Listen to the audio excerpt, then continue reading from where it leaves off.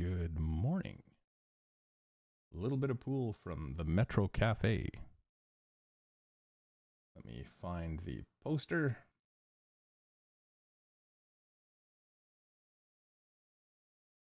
This is what's going on today. The Team Samurai presents a Metro Open 10-ball tournament. 32 players, double knockout, race to 6 on the A, race to 5 on the B. I'm your streaming host, Wookie. Oh, yeah. I was on the photo there. Anyway, starting off, Massa and Sean. Sean leading 1-0 already. It's race to 6, like we said. Stream provided by, or camera and scoreboard provided by Elo Stream Sports. Or Elo Sports and the Elo Stream system. Gotta remember that.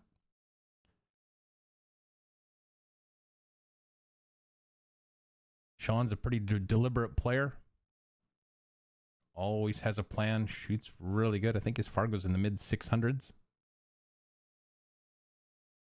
Might be a little bit more than that.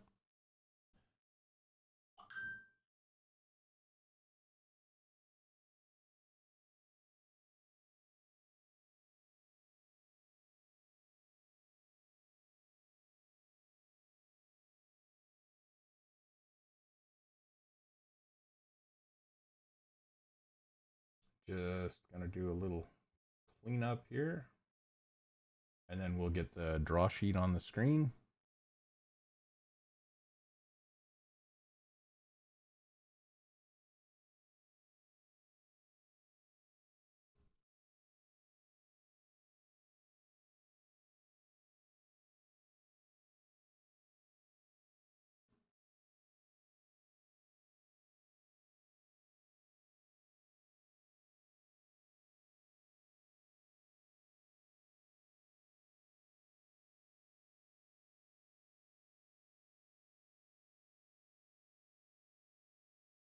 Sean's a little straight here, and he can't draw it back, so he's going to have to go into the rail, probably with a little bit of...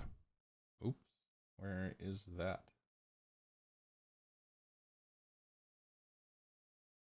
Yeah, a little bit... Oh, there it is. And a little bit of siding to check it and bring it right back there.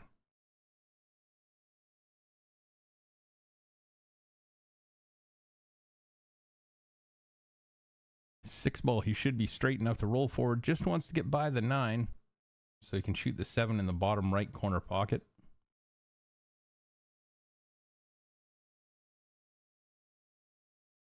He's got decent angle, not too much, not too little. Can move anywhere he wants with the 9.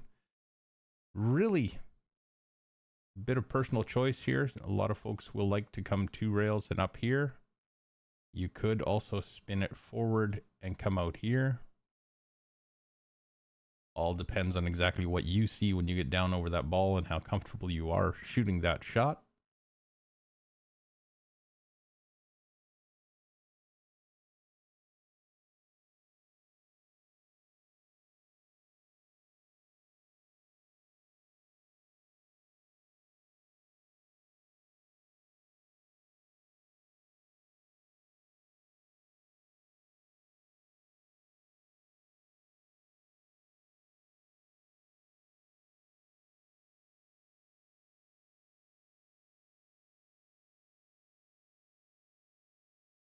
Looks like he's going high, maybe one rail out.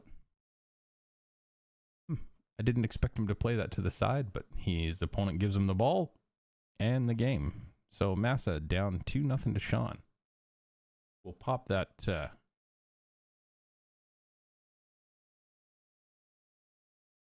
draw sheet up there. 32 players today.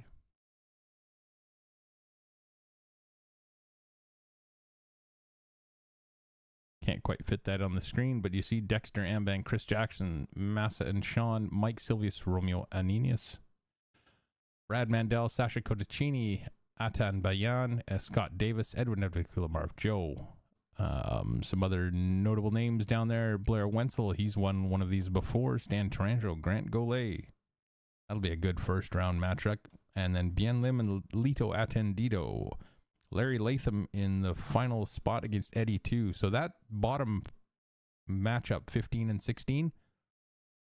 If we could have a really, really high quality matchup with that after, depending on who wins. But if Lito and Larry can get by their opponents, that'll be some good matchups. And Eddie is over 600 as well. I think Bien is pretty close to 6 as well. So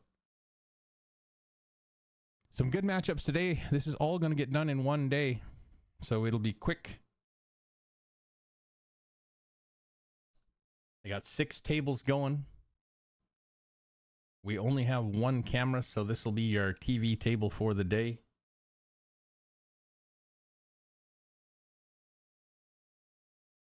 See if we can turn the music on in the background.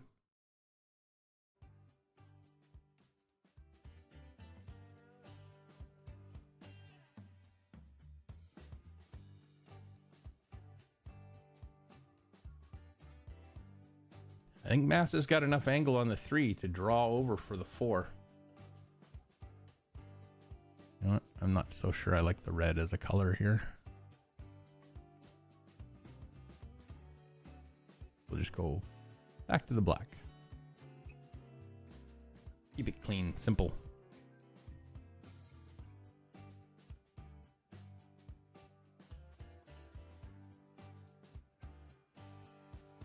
Just gonna draw off the 3, come across for the 4. Nope. Got a little, he must have been a little straighter than I thought.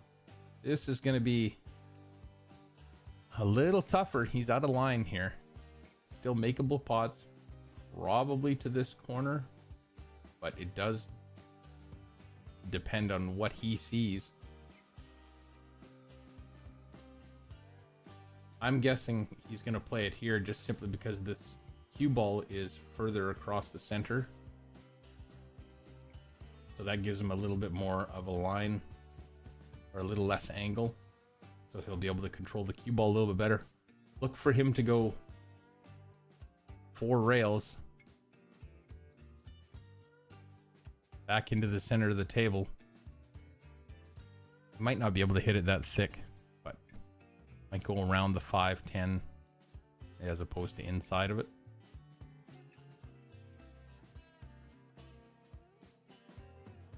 Be a heck of a shot if he can make this and recover, get back into line on the 5.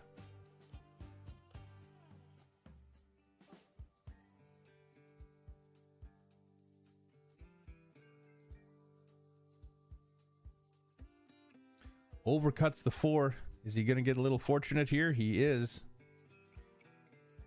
So the 5 and the 9 have ended up blocking the 4 ball. However, Sean could jump the cue ball, and that's a pretty good layout for a jump shot. The 5 and the 9 are a little far away, but you've got a very large landing area. So, you know, this whole area here works to get the cue ball to settle down and start rolling before it hits the 4. The more room you have like that, the easier it is to keep the ball on the table. When you start getting into shorter jumps, that's when you start getting a little worried about popping the cue ball off the table and ball in hand to your opponent.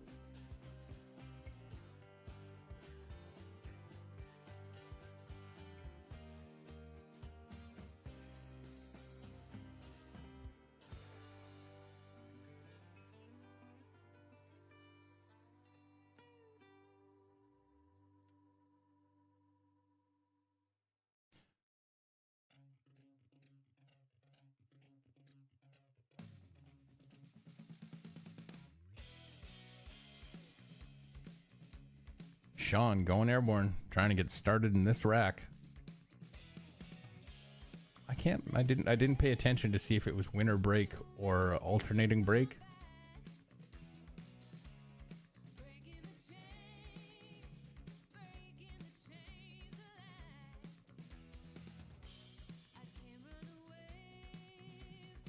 Good jump, just a little bit off.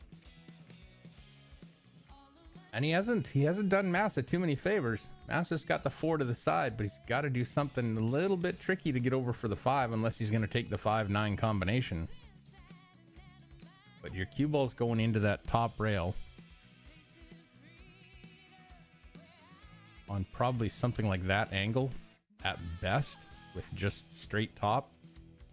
So somehow you have to get over here for the 5. Looks like he's playing this low top left, so he's going to try and spin it off that top rail and get it over. Nope, he's just taking what's there.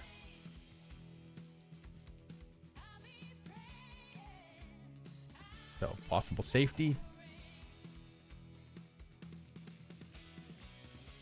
I didn't see. Did he indicate with his cue whether he was taking the combination? It looks like he's eyeing it up. Well, at the same time, he hasn't actually indicated anything yet, so...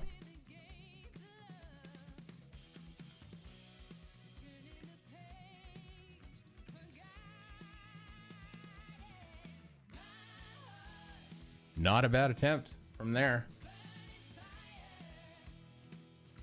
7-foot blue label diamonds. Not sure what the cloth is. Probably Simonis.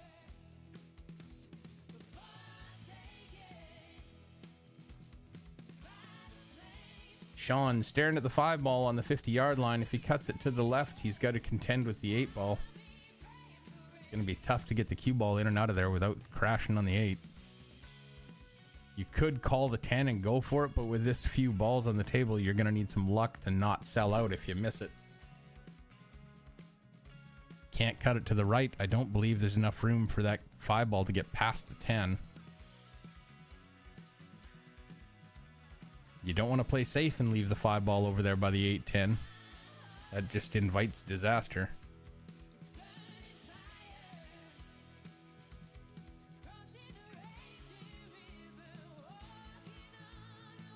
So at this point, you're pretty much accepting the fact that you're probably going to end up with a long shot on the 6. The cue ball might squeeze by that 8, but it looks to me like it's going to collide into it. So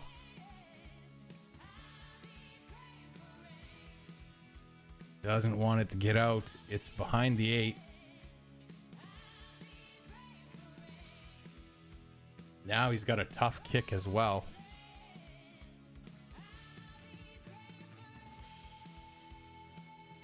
Just need to squeeze by, and I'm not sure that that angle is there. I can't see exactly how much that 8 ball blocks it off.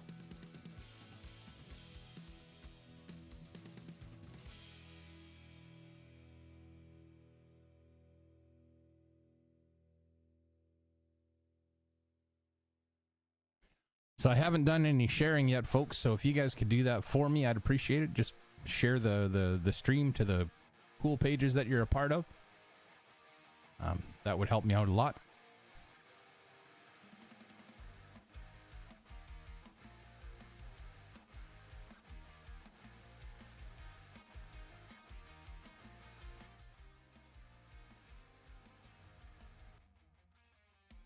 Sean's hitting high in this ball, so it's going to lengthen a little bit depending on the speed of which he hits it. That was a great kick. He almost made that. That was inside the chalk line there. That reminds me. Instant replay.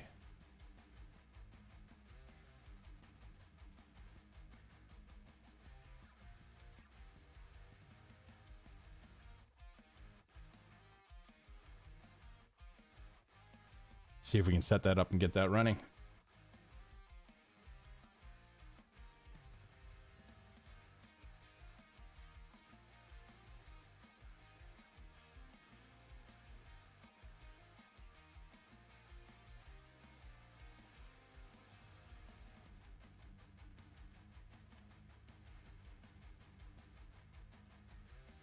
Massa's got a makeable cut. Oh, he's going for the 8-10.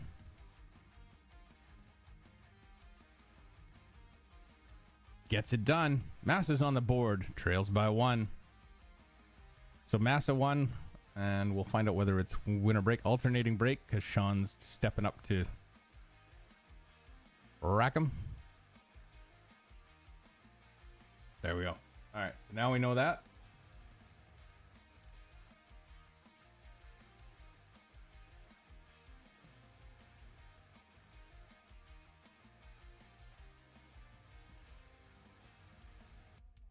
I just need a minute here to sort out my replay.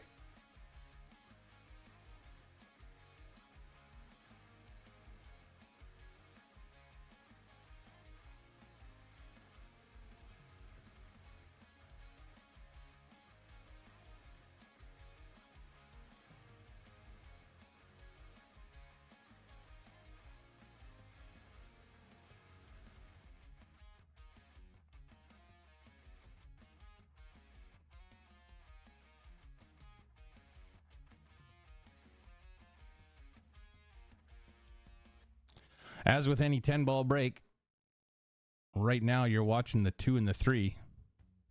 I don't know why Sean's racking exactly like that. That they're racked in order. You don't have to do that. 1 at the front, 10 ball in the middle. The rest can be random. Used to be the 2 and the 3 went on the outside corners, but you no longer have to do that.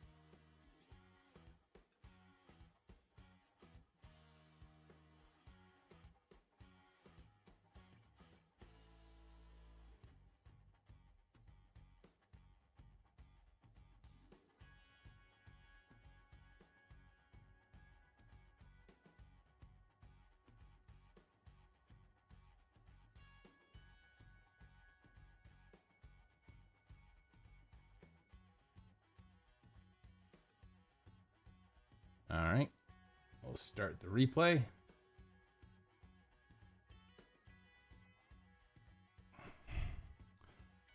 Give it a quick test here after this next shot. See if that's working. I do have to take a quick break here in about half an hour. I'm going to leave the stream running, but I need to, run my kidlet out to an activity. So, it's the way it goes.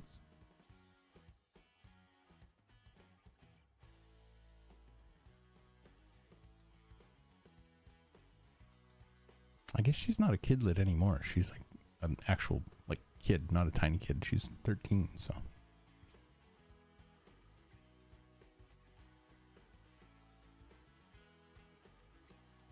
Sean making the 3. Now, let's see if that worked.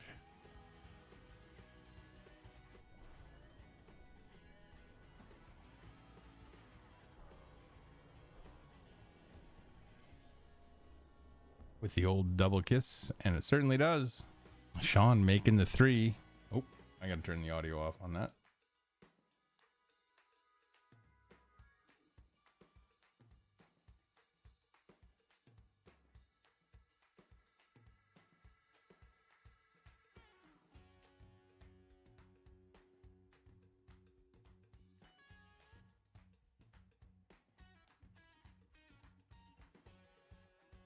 One ball, bottom left, trying to float that cue ball past it.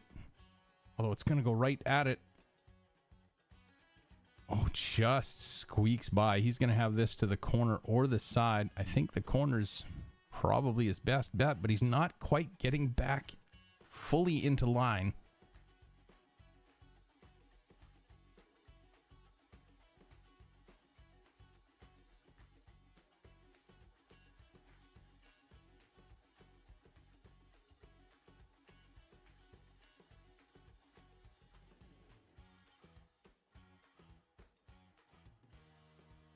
He's going to cut this in the side, but where's this cue ball going to go?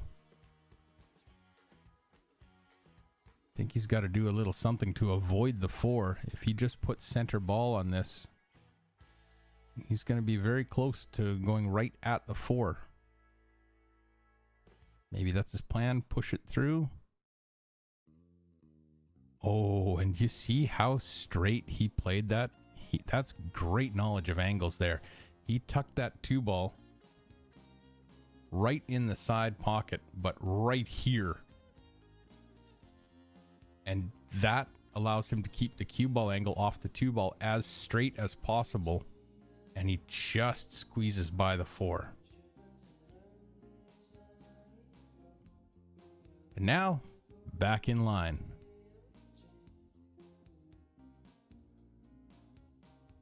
Good decision there, I think. I mean, I was thinking he might stop right there. If he stops here, then he has to come 2 rails around for the 6. But drawing back here, now he can go 1 rail into the end rail and back straight at the 6. Gives him a much larger area for hitting his target line.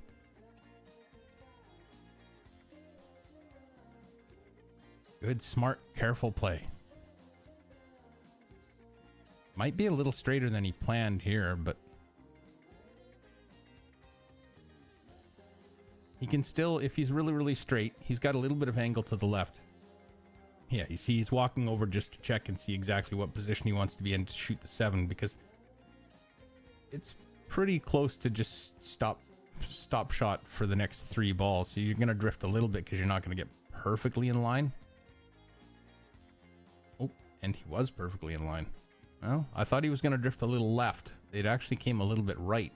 And when you're that close to the ball, that really has a huge effect on the angle you get into the ball. And now he's actually got a little bit of angle on the 7. So he may play this 7 ball into the bottom right corner and draw into the side rail and back out and play the 8 into the side, the top side pocket. He's going to go 2 rails, forward, end rail, top side rail.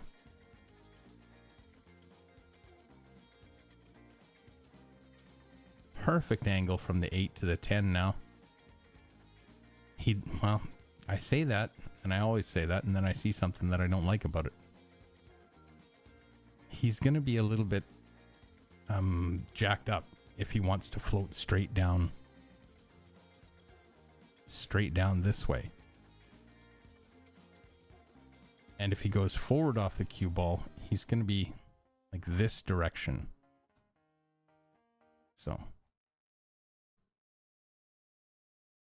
he's elevating his cue, stunning it down table. Well, that'll work. That works out well. I was a little surprised he went that fast, but I guess he was thinking he wouldn't be able to hold it with the speed that he needed to cue it to get the cue ball to react off the 8. In the heart of the pocket, Sean up 3-1.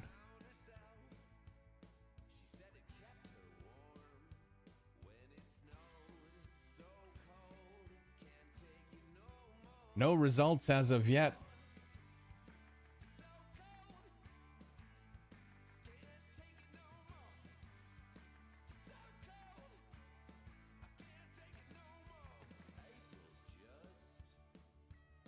For those of you just joining, this is the Metro Open 10-ball tournament. We got 32 players. It's all full up. It's handicapped by Fargo for the entry fee only. As you can see down there in the bottom, $650 and up pays $70, $600 to $650 is $60, and below $600 is $50. They've got a side pot for the any player that's under 575 as for who goes the farthest.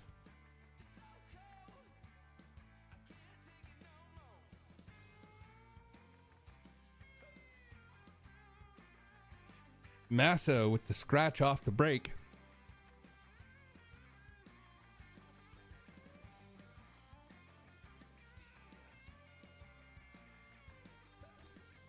It's going to give Sean ball in hand, and he's got to do something with the 2. And the 3 ball is going to be a little bit out of the norm. With the 4 ball there, you have some options. I mean, right now, Sean could play a combination 1 to the 4, pop the 1 ball into the 3, and break the 3 and the 2 out all in one go. The only thing there is you don't know exactly where that 1 ball is going to go, and it could sit right there on the rail, leaving you a bank side. Okay, so he's going to cut the 1 into the 4 and try and use the cue ball to come down and break that out.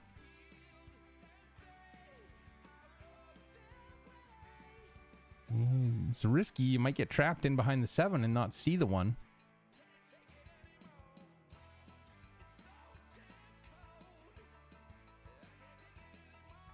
Sean's a thinker, though, so if he comes up with a plan, it will be thought out.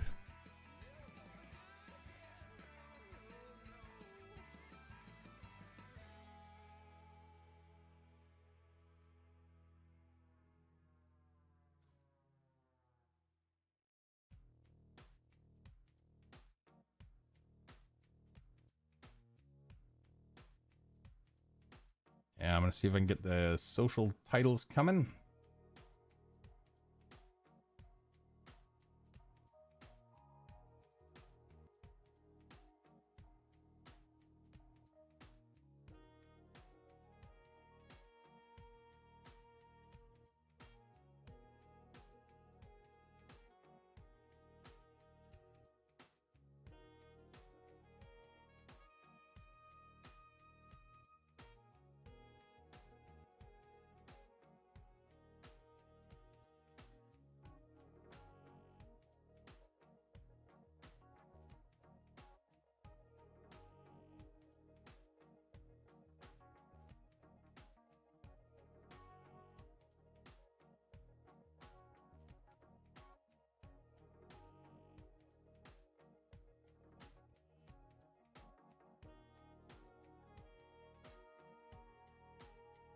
There we go.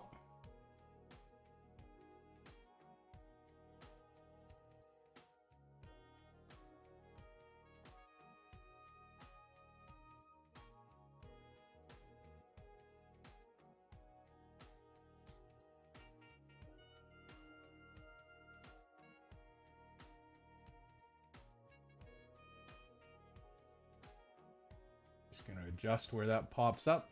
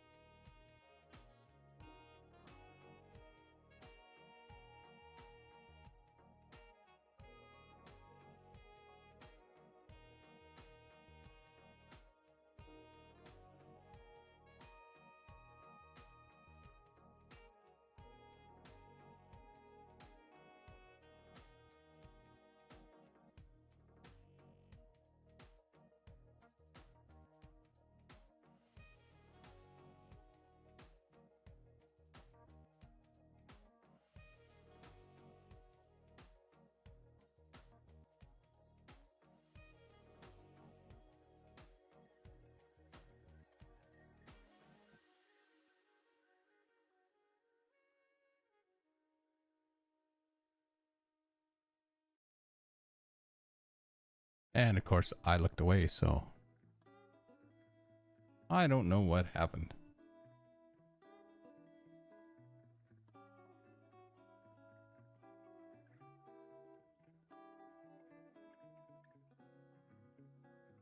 We are streaming on Facebook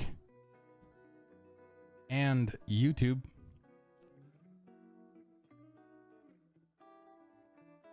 So whichever's easier for you to watch with. Some folks find it easier to watch on YouTube because you can get it on the big screen in the living room. Sean taking a 4-1 lead.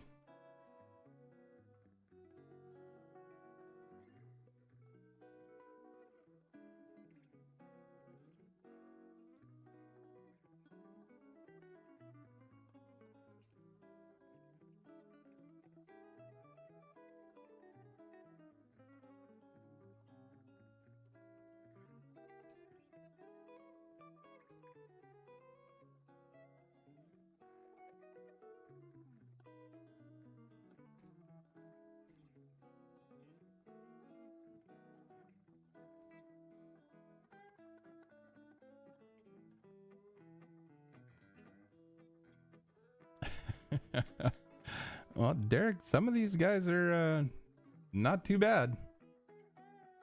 I know Lito's Fargo's in the high 600s. Eddie too, I think, is a little over the mid 600. So is Sean. Blair Wenzel.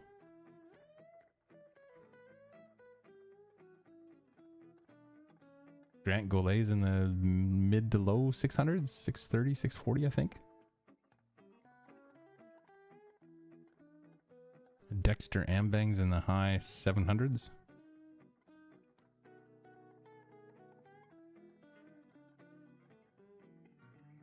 Oh, okay, yeah. No, Brady's not in this one, but yeah, I get it.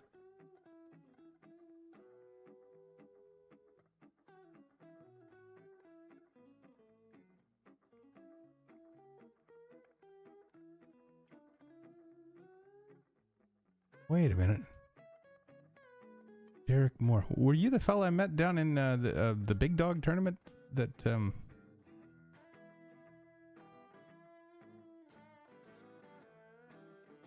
in Bellingham?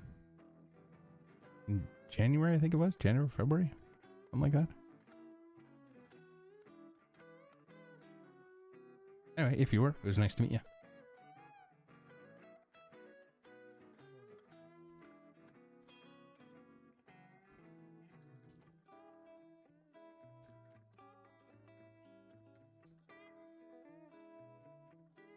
Oh, okay. Well, either way, thanks for stopping by the stream.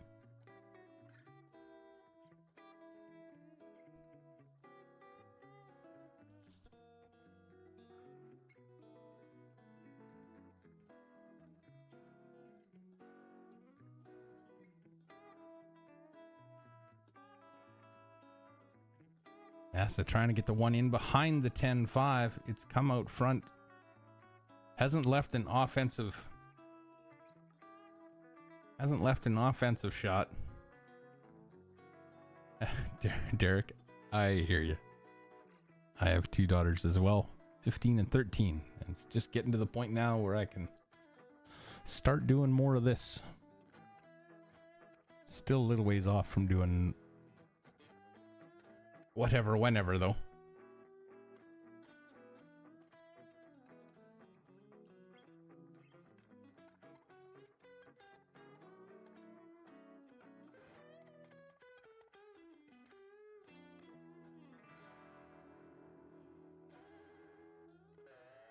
Sean's got a tricky little positional play.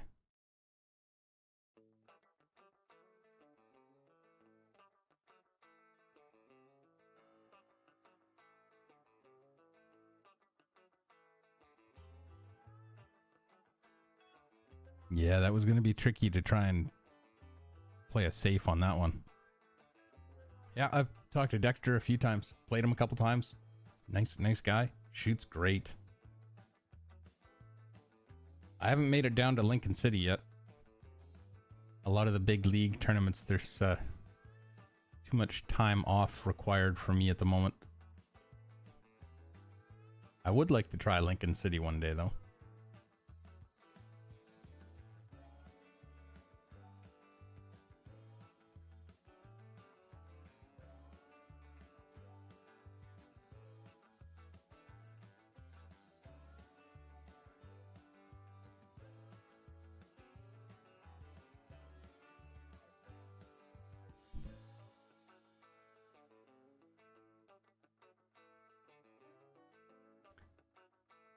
Got our ad roll at the bottom with some of the local sponsors for a lot of the pool that happens in the lower mainland, like Larry Realty, Larry Anderson at Sutton Realty. Sorry, Larry.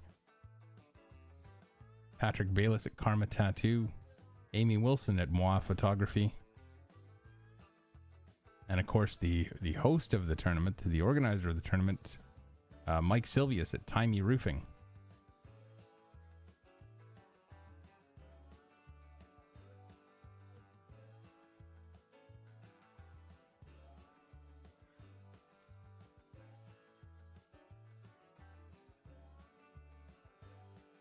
Sean's going to try and jump to hit this one. He's going to have to dart it. Oh, he's just going to roll the 5 onto the 1. Nope. Pushes it all the way out. Gives up the foul. Basically dares Massa to run it out.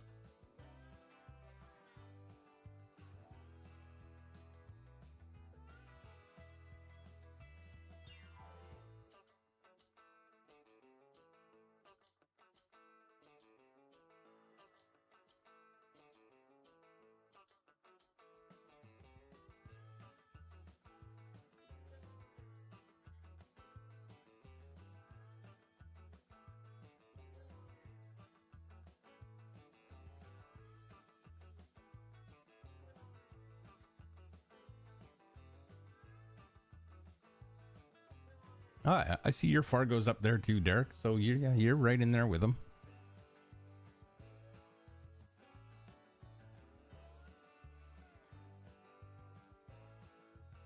With Dexter and Lido, I mean.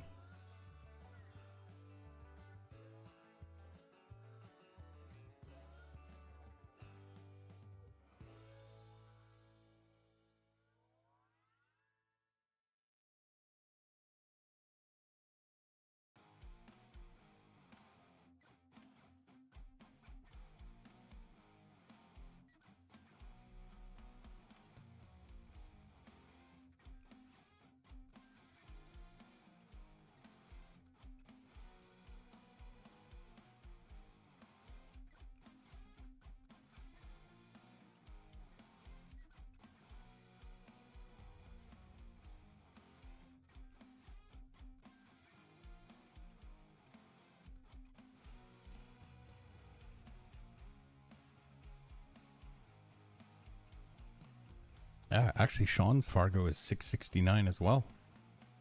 I didn't realize it was quite that high, but does play well.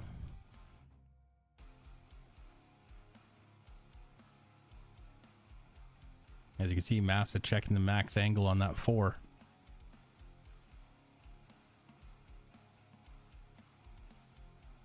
It's going to be tricky to go from the 4 to the 5. If that 5 does not go by the 10, this is going to be a really tricky little shot.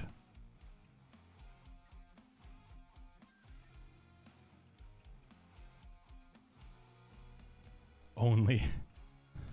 Yeah, considering I can't keep mine above 600, that's still a pretty decent Fargo.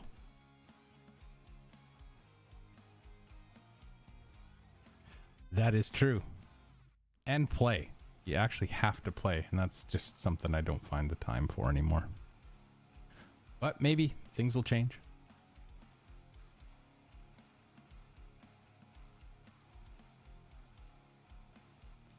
Five ball has to go by the 10, but that cue ball needs some legs.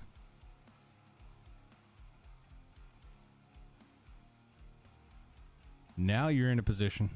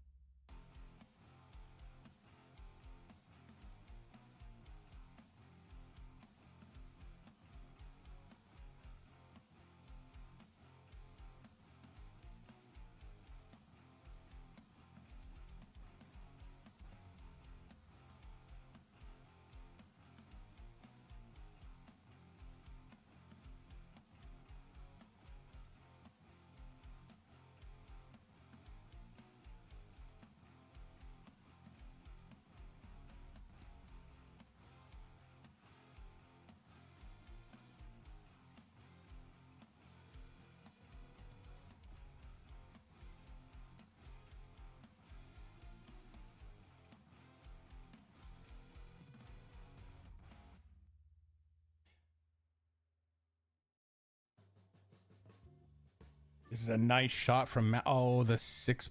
Well, the 6 ball doesn't go, but it might be wired to the corner. Sean's gonna walk over and take a look at that. If you can get your cue ball in behind the 6 to that rail, you might be able to push that 10 right in the corner. Although, looking at it a little closer, it looks like your 10 ball might be here.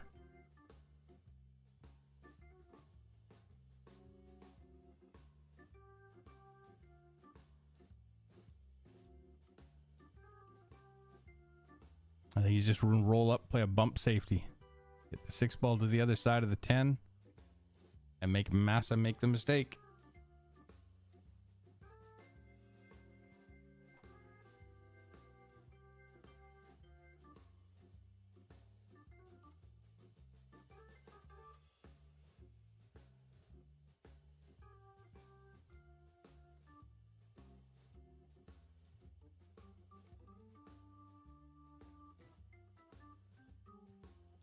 I think Massa might, well, for a second there, it looked like he could see part of that 6, and he might still be able to. The problem here is going to be avoiding that top left corner pocket with the cue ball.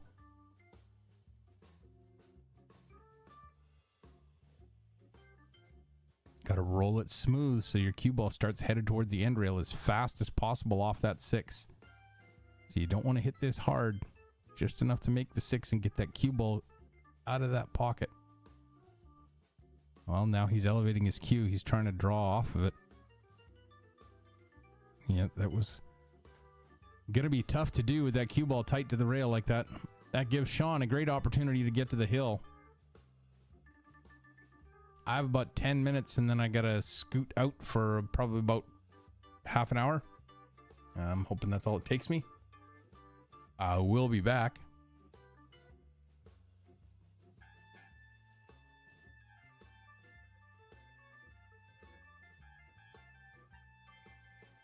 Like I said, just gotta run a quick little errand.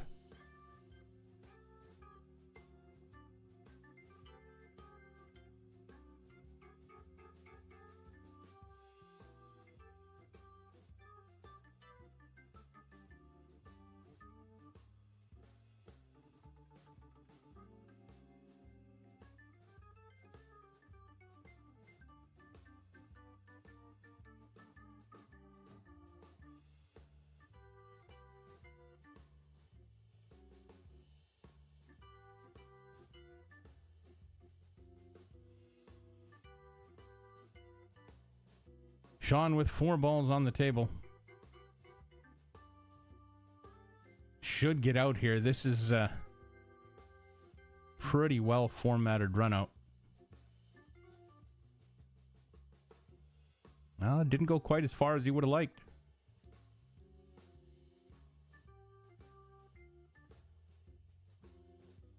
Now as he draws off this 8 to head over to the 9, he's gonna be headed towards the side pocket a little bit.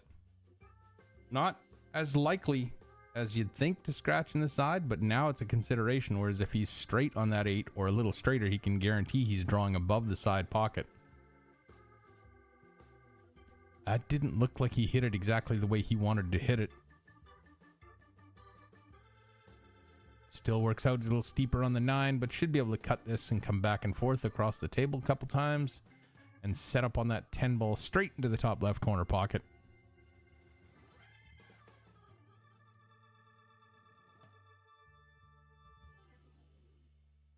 You're hitting this about 12:30, just a half tip of right just to keep it from drifting across that head string. Keep it going back and forth across this table and straight in on the 10. Well, he's a ball heavy.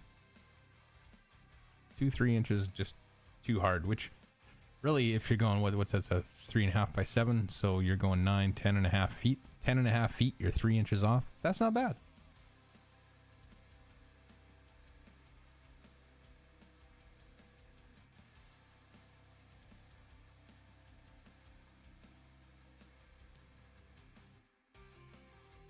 On the hill, he looked a little worried there. He thought he might have driven it into the horn and rattled it, but it did drop.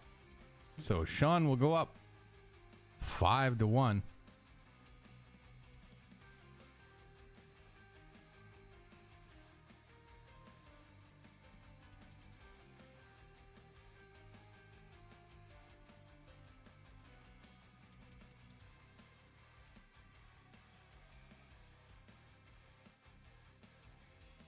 This is the Team Samurai. Oh, let's see if this button works. I don't think I have it set up. Nope.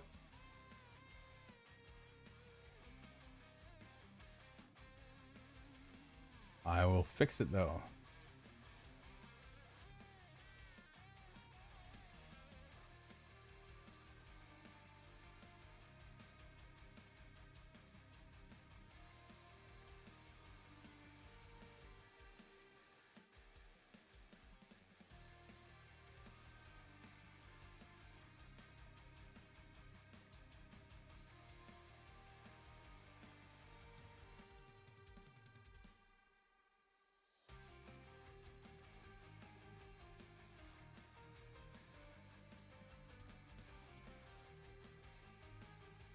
Just take a minute.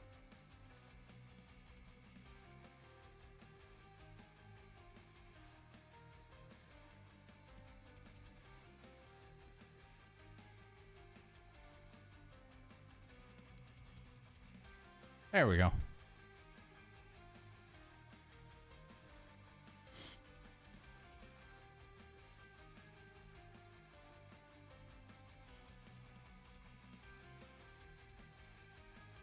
I believe it's Sean's break again. I think Massa scratched on the last break. Or I didn't see who was racking. I was fixing stuff on the stream.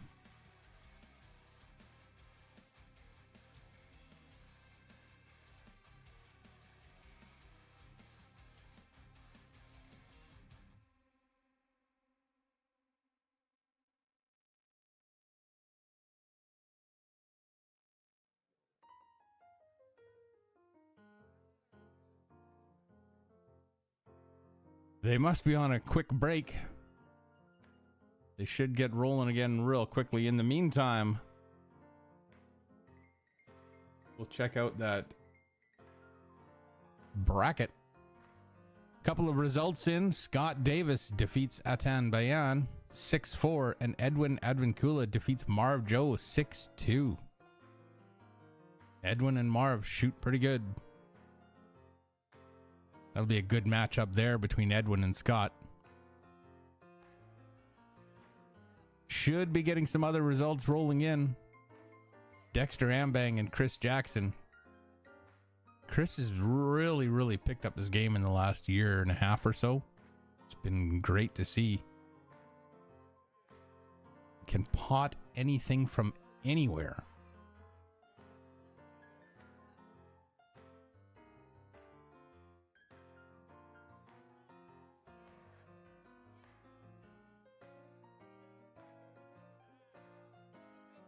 Sean breaking for the win.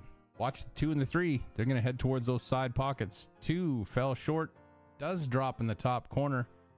And if that 1 ball goes by the 8, Sean is off to the races.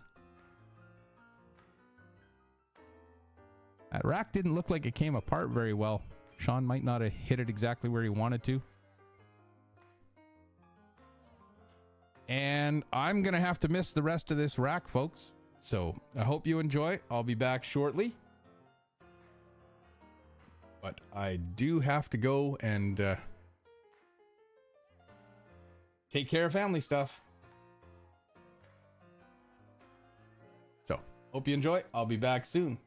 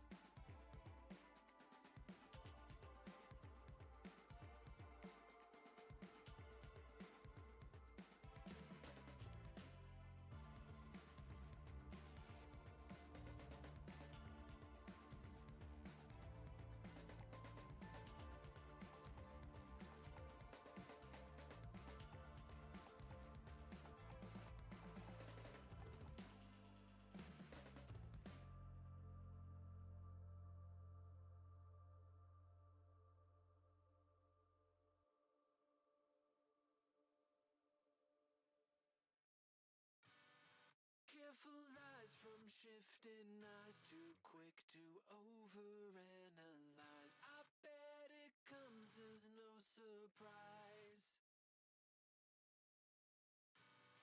Clever lines dressed in disguise, leaving without saying goodbye. I hope you cut me down to size.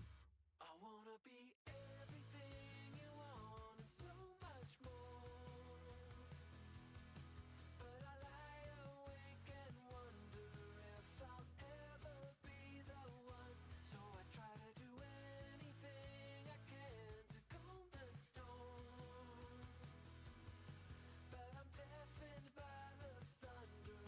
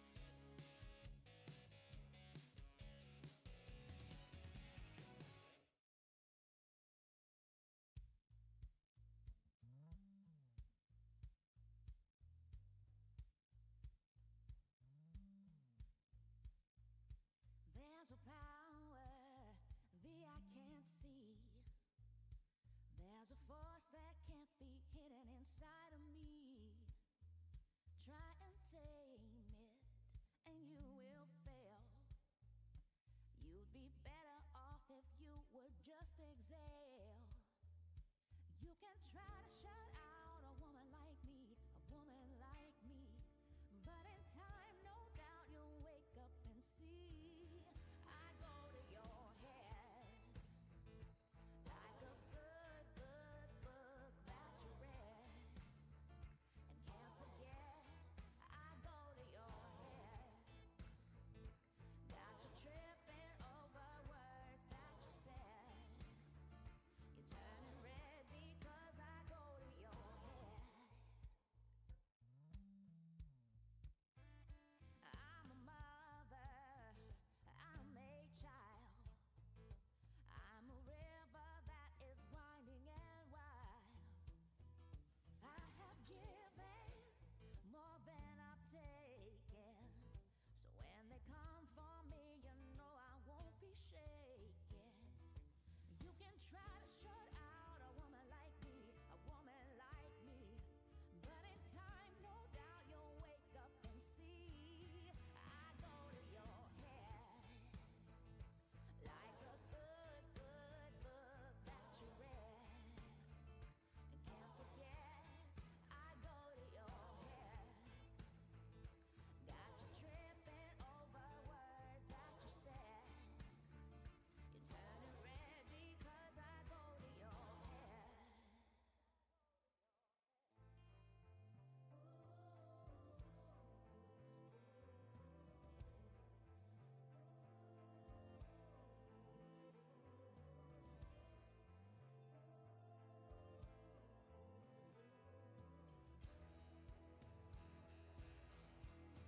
I go to your head like a good book that you read and can't forget. I go to your head, got you tripping over words that you said. You're turning red because I go to your head. I go to your head now. I go to your head. Ooh, I go to your head. I go to your head.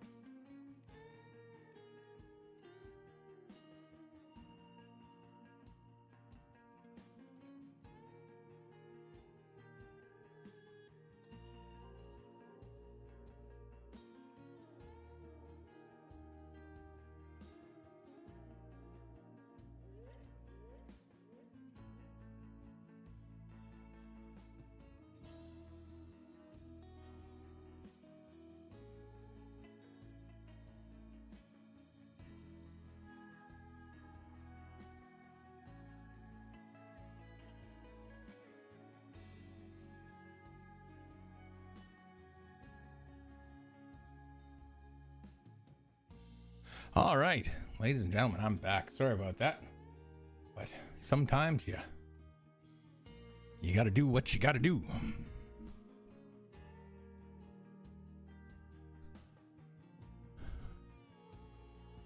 Blair with a decent break. He's got the 3 and the 6 off the table. Wide open here. Well within his wheelhouse to run this out.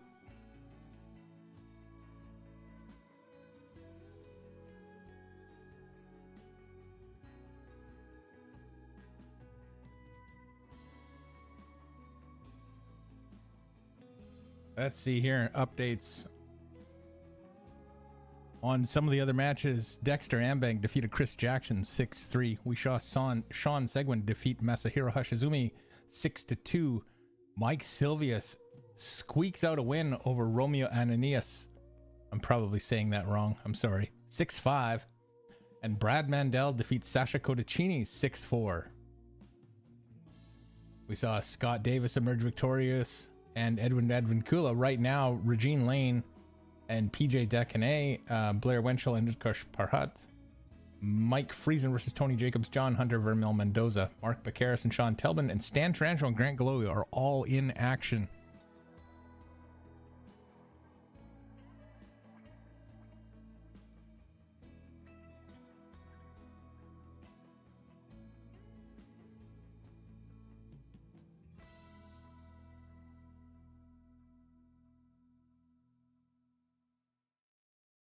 Blair up in behind the 10. Just not enough siding on that one to come off the rail and into this area. Somewhere in there, anywhere in there would have been better. Even now with the kick, if he kicks onto this side, if he kicks into here to try and make the 5 on the side, it's going to carry him into the 10. Might end up behind the 9 on the 7.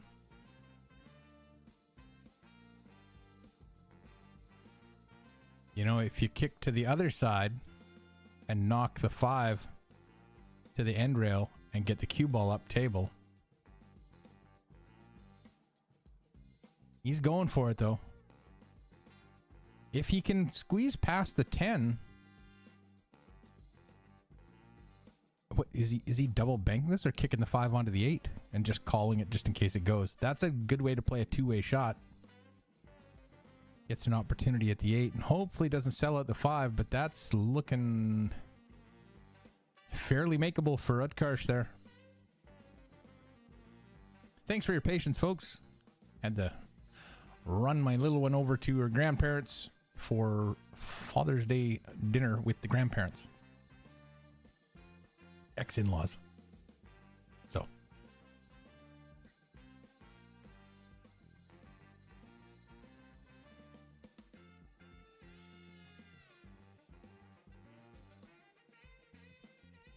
Seven ball just below center. Play this 2 rails to the 8, or will he go 1 rail?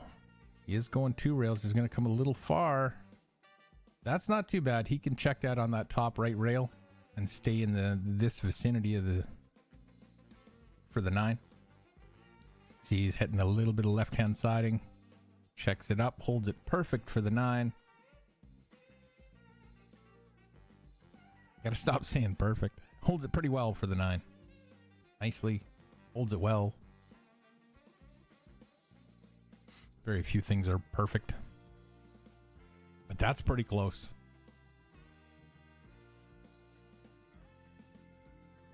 On the board, after letting Blair get up 4-0, Utkarsh reels one back. And like I said, here's the draw sheet. Dexter will play Sean in the next match. That's going to be a great match on the A side. Mike Silvius and Brad Mandel. That'll be a good one as well.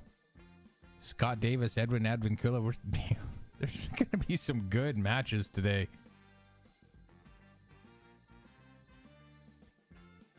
I'll keep you updated on the draw sheet as it goes along.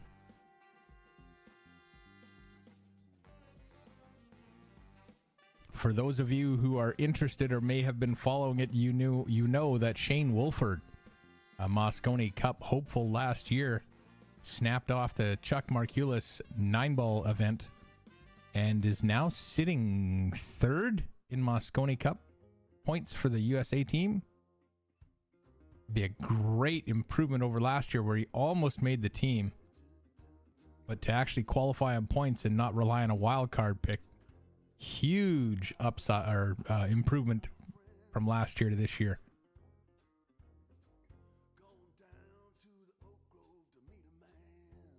Actually, I'm gonna look that up.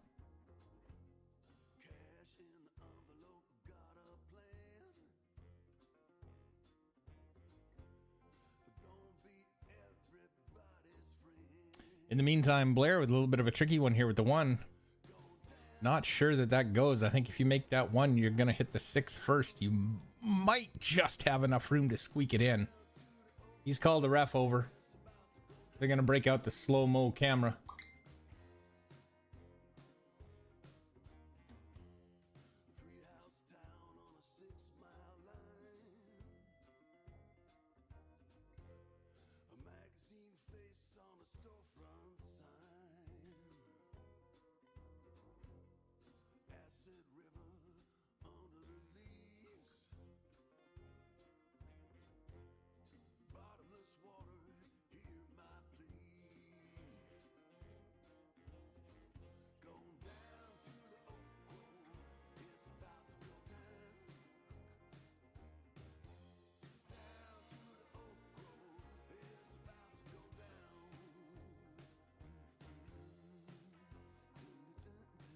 Elected to try and play safe, I think. I got a message here I had to respond to.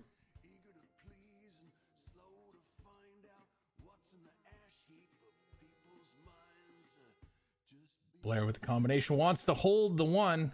Yeah, he's just going to cross bank it or reverse bank it to that top right corner. You saw him tap it with his hand. Maybe run into the 4 to slide over for the 2. It's not going to quite get there. He's still got work to do to keep this run going. May elect to play safe here. Just split the table. Put the 2 on the right end rail. Cue ball. 2 rails, maybe 3 in behind the 10-7. That's a lot of left-hand side, though, to go 2 rails. He might be trying for 1. That's going to get the job done. His opponent's going to come to the table. Mr. Utkarsh. He's got a great kick to go after here. The old Efren Z shot, or Z shot if you are not living in Canada. Nope, he's going 1 rail, trying to come 2 rails in behind it. He's trying to kick safe. No, he's going for the call. Going for the bottom right corner pocket. I thought he was going to try and come in behind and kick the 2 up table. Just like that. It's going to leak out.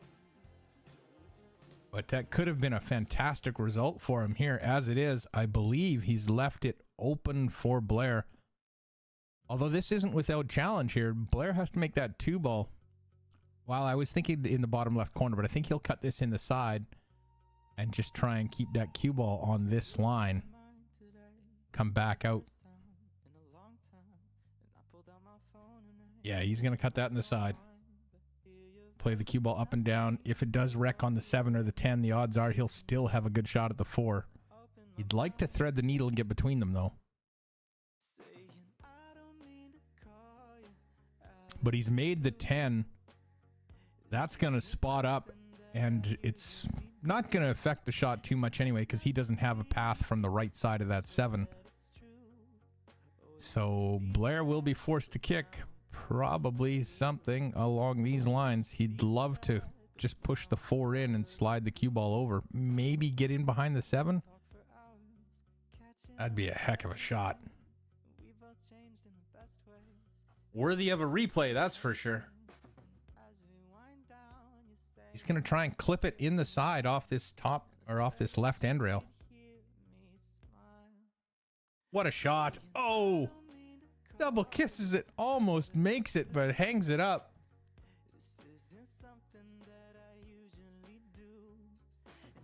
Just squeaks by the 9, a little too tight. Cuts the 4 into the horn. Utkarsh jacked up over the 9. Didn't have to work too hard to get on the 6. Might not have the angle he wants here, but if the 7 goes by the 10, which is what he's looking at now, he can just draw up the rail. If it doesn't go, he could travel around the table to just get over into this area somewhere on that line.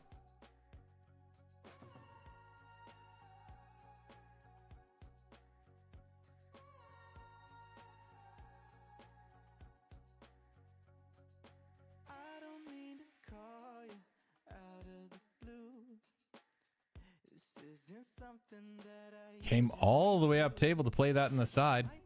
I didn't really look at that as an option, but it'll work. Doesn't want to get in behind the 9. He had perfect angle to go the other way. Should be able to come one rail off the side, the right end rail, back up to the 9. Might make it 2 just to get it in the, to get it on an angle so he can come off for the 10. That's just about as nice as you can play this. Again, just a bump into the rail, get off the rail so you can cue the cue ball properly. And almost a mirror image of the last 10 ball he shot. Claws another one back. So from being 4-0 down, Utkarsh has come back to make it 4-2.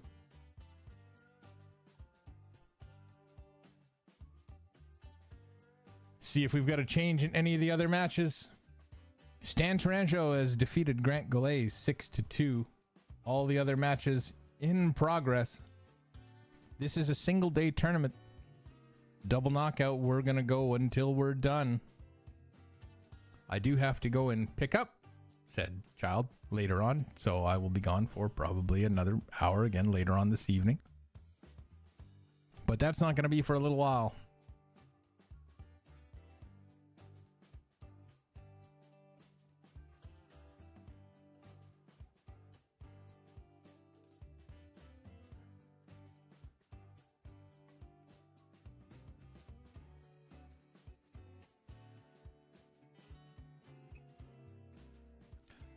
Blair to break. He's breaking from, it looks like center. So watch the 9 and the 5. Those are going to come, they might come a little short, breaking from dead center. But we'll see if he gets the speed right. Nope. 5 was a little short, but 9 ball was right in the heart of the pocket. 2 ball is going to mess up that cue ball 5, which is exactly what he likes. Now everything's open. Little tricky from the 1 to the 2, but workable. 7 to the 8 is a little bit of a positional challenge. Shouldn't be too hard though, just where the 6 is. Right, you'll play the 6 in the side, leave yourself some angle on the 7, and then you can come back off it into this area, and then you're golden. So it's just getting to that 6 so you can play that shot from the 7 to the 8. Of course. That being said, you have to navigate the 1-2, and Blair miscues, hits a little low. Gonna give Utkarsh the 1, banking it onto the 4. Unless he decides to play safe, he may knock the 1 ball 2 rails up in behind the 5 and get that cue ball down table. I don't see a lot of value in that, because if you do leak it out, that 4 ball does sit there, so there's a possible combination or carom, or a lot of options for Blair if you can see a piece of that 1. That's not going to have the speed to knock the 4 in.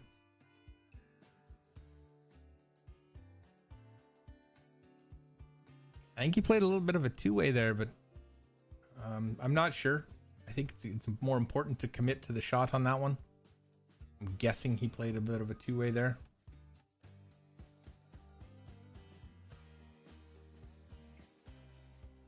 Somebody backing up a large truck outside my house?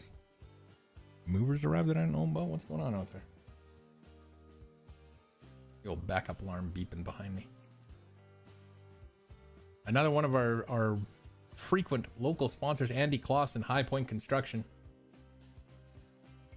For all your framing needs.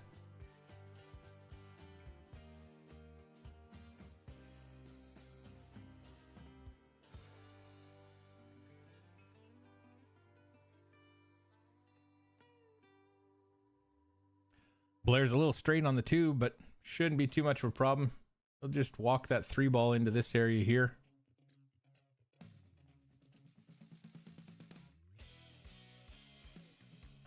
Just where the 3 ball is, he wants to be pretty much as straight as he can.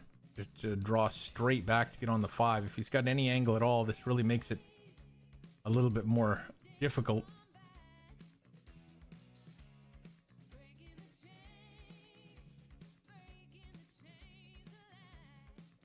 If he comes too close, he's not drawing off of that 3.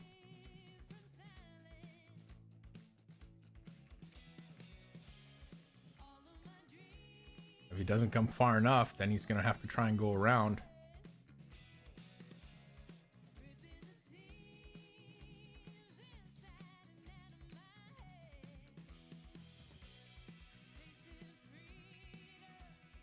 That looks pretty straight. If anything, he's got angle to come this way. So we'll see. We'll see how much angle he's got here, whether he can just draw it straight back for the 5. He's not entirely happy with it. He's taking a long look at it.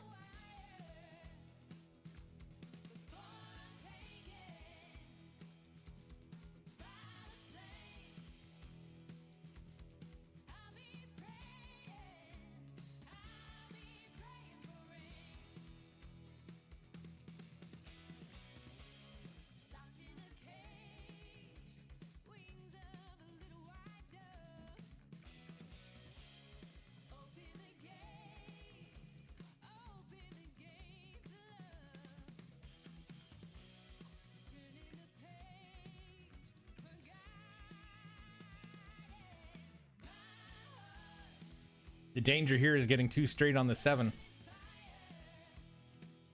He's got a lot of angle, so trying to draw off the 6 to create the angle is going to have a lot of speed.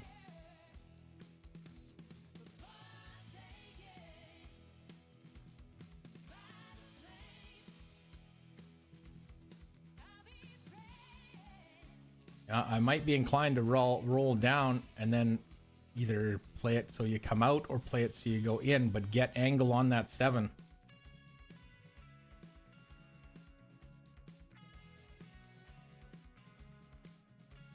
I think he's just going to roll it in. Straight is not a lot of fun here. Well, he's going to go forward. Forward, the way he was lining it up, forward to try and come into here. He wants to be as straight as he can. I don't think the side pocket is too much of a danger. It looks like that horn is right about there. Right there. So he should be okay.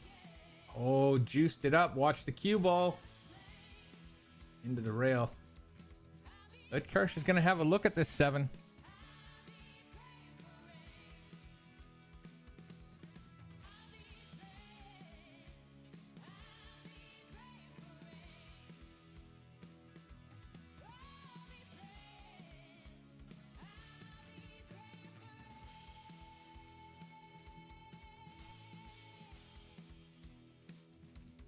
Needs it to drop, but it's gonna hang up. Well, it's a guarantee the 7 ball's going down. What isn't a guarantee is getting that cue ball on the 8. These can be a little tricky to get the right line and get the right position off of. Should be able to do it. It's not like a player's gonna have a tough time with it, but you know, stuff can go a little sideways when you get that ball deep in the jaws of a pocket. Something you should practice.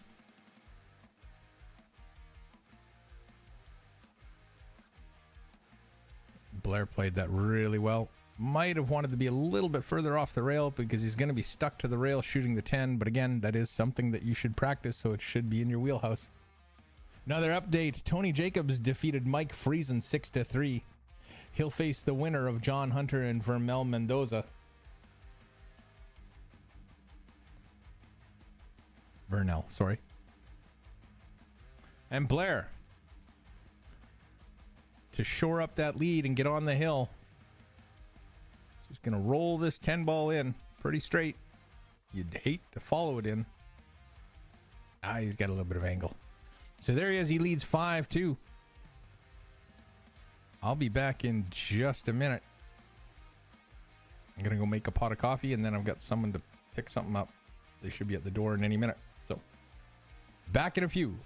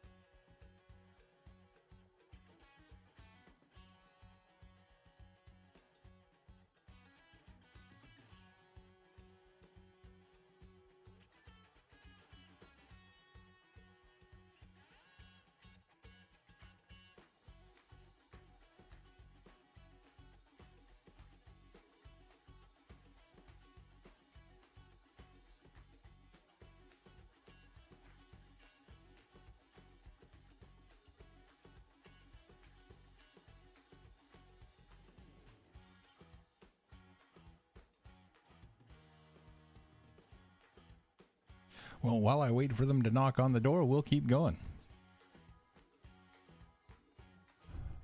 Blair, 2 balls left to advance in the tournament.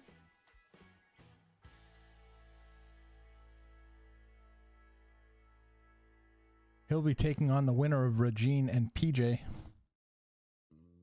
If he can knock these down, he's got to avoid the side pocket by a half an inch. But that's all you need. And there you have it. Blair defeats Ed Karsh 6-2. Up next, it looks like we'll either have Bien Lim and Lito Attendido or Larry Latham and Eddie 2.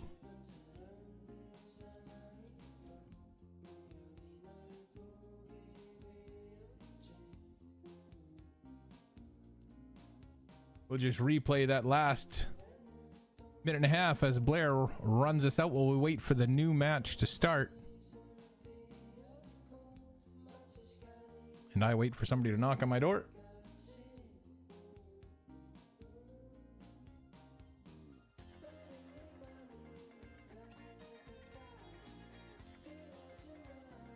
As we see as Blair just missed the 4 ball. Trying to hold for the 5, I think. And put it into the rail just a little bit too tight.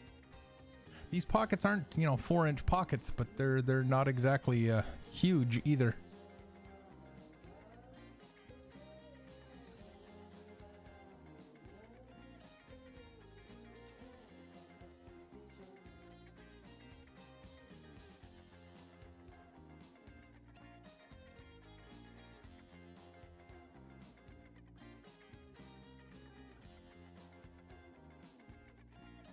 I don't think Goodkarsh could see enough of it to cut it in. Is that what happened there?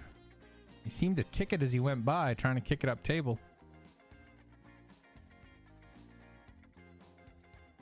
Bit of a long tester on the 4, but Blair comes around, gets on that 5. Nope.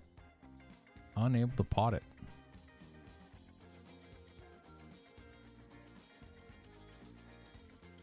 How long did I set this replay for? Oh, 240 seconds.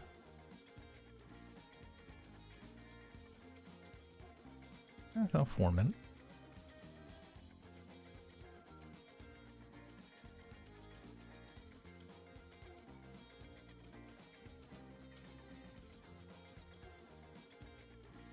Like I said, we'll just replay it to get it started. As Mike enters in the next set of names.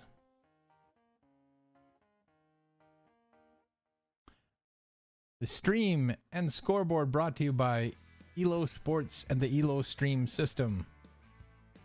Check them out on their Facebook page. Get a hold of Justin Lee and see how you can have this system installed in your pool hall. If you do get this system installed in your pool hall and you want commentary, all you have to do is contact me. I'll be glad to see if we can work something in.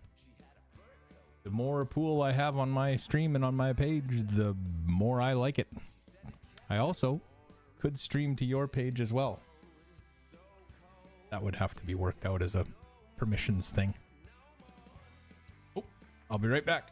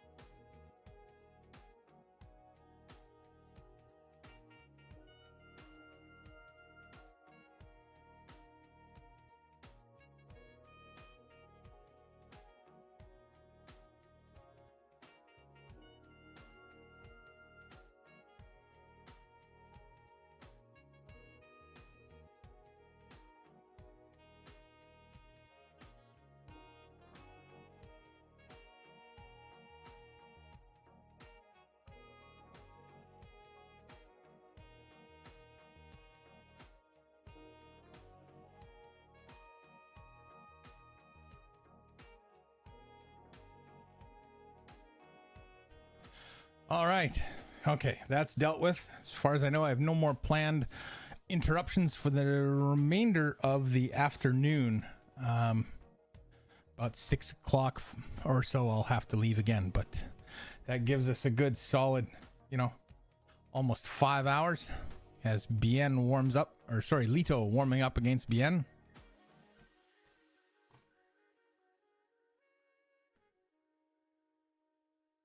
No change in the bracket from the last time we reviewed it.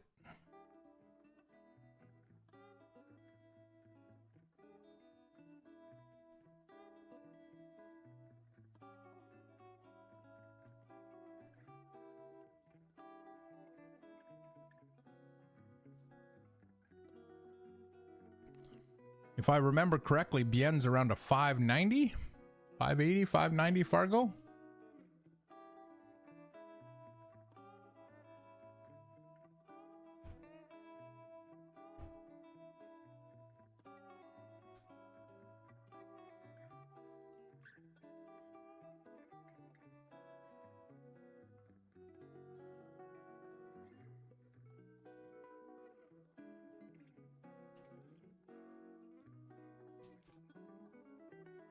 $592.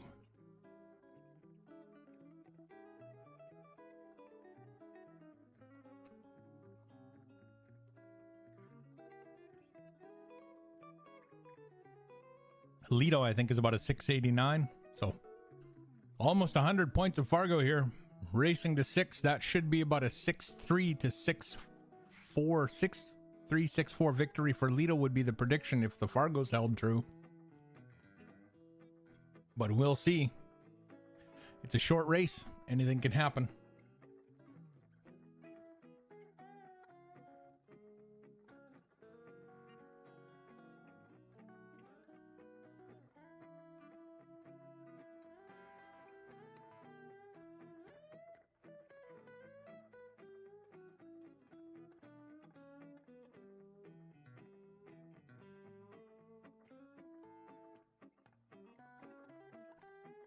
I think Bien's just putting his cue together.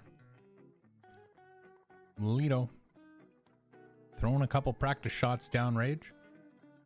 Oh, wouldn't that have been nice if that was in the match?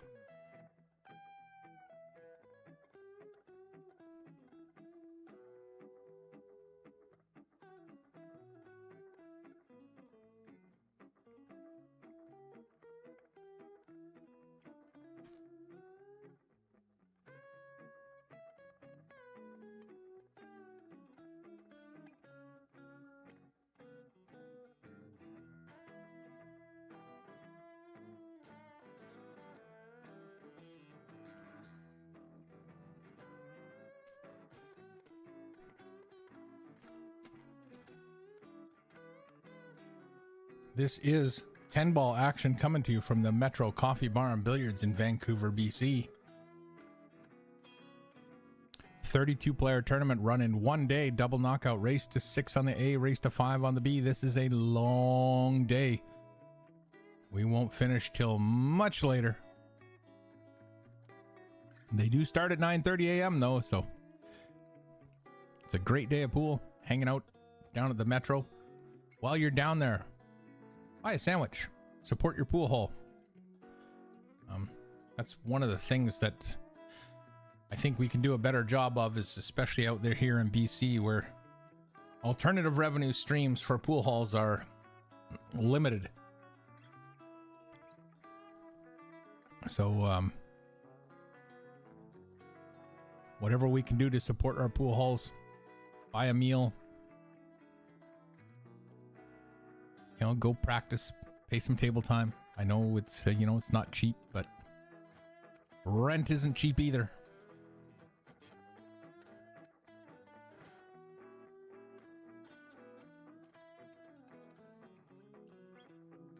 While you're at it, that brings to mind something else that just occurred yesterday. I got my Billiards Digest subscription in the mail yesterday. So if you get a chance, check out the new Billiards Digest issue. It's kind of cool. I haven't read it yet, but on the cover it's got winning combos, which is referring to couples in pool, Josh and Pia Filler. Margaret and Tyler Steyer. And then, of course, Fedor Gorst and Christina Tkach.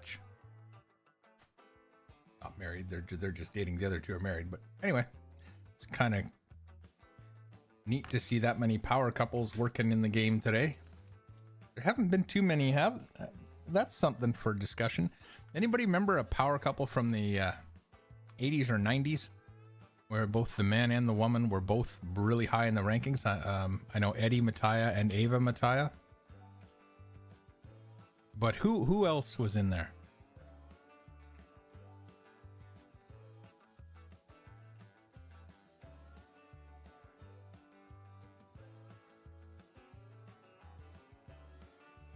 Was Jeanette Lee not married to a really good pool player for a while? I can't remember. I might be wrong there.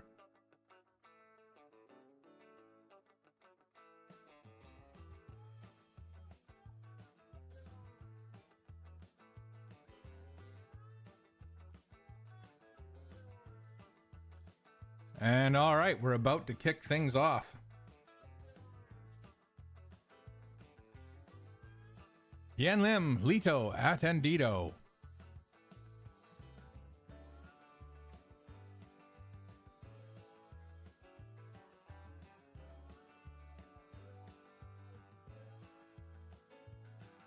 Looks like Lito got that one. 7 ball's a little closer than the 5, so. We'll see how his break's working today. See if he can get off on a roll. Maybe put a pack together. At 690, it's not uncommon. Speaking of uncommon, I had the pleasure last weekend of, I think it was last weekend. Of doing some commentary for the Hot Shots Open 10-ball tournament held in the garage and the slow roller room in Abbotsford last weekend. And got to call the match between Stephen Holem and Lito Attendido in the final. Stephen gets out, lets Lito at the table twice in the first 5 games to take a 5-0 lead, breaking and running 3 of those racks. Awesome pool. Ranked 4th in Canada, Stephen Holem. Watch him. I'd love to see him get out on the world stage more, but it's such a tough racket and expensive, so.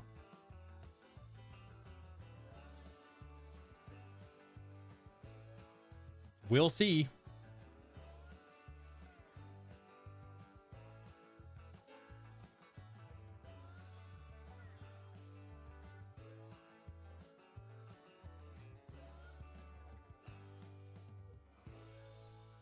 No offense here on the 1 ball.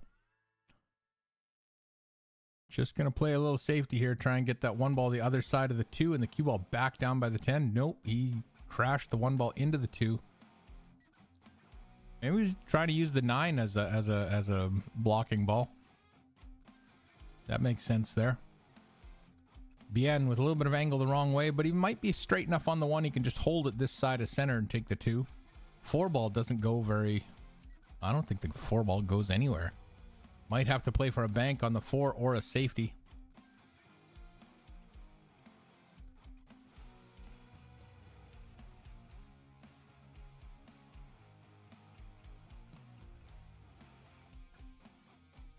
Bien just trying to decide his path here. The problem is the 2 and the 4 ball being so far away, you can't really plan a breakout, so you either have to play position for a safety or a bank on the 4. Needs to get past that 9. He's not going to do it.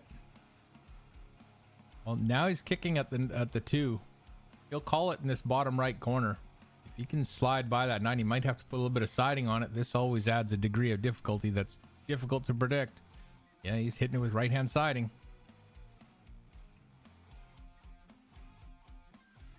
Legal hit, but he's left it over the pocket and bringing a player like Lito to the table. It's always dangerous. Anyway, I don't think I actually made my point about Billiards Digest, but it's not that expensive of a subscription, 12 issues a year. This month was their annual Q issue. Let's support our industry, folks. I think it's $62 for a 1-year subscription for Billiards Digest.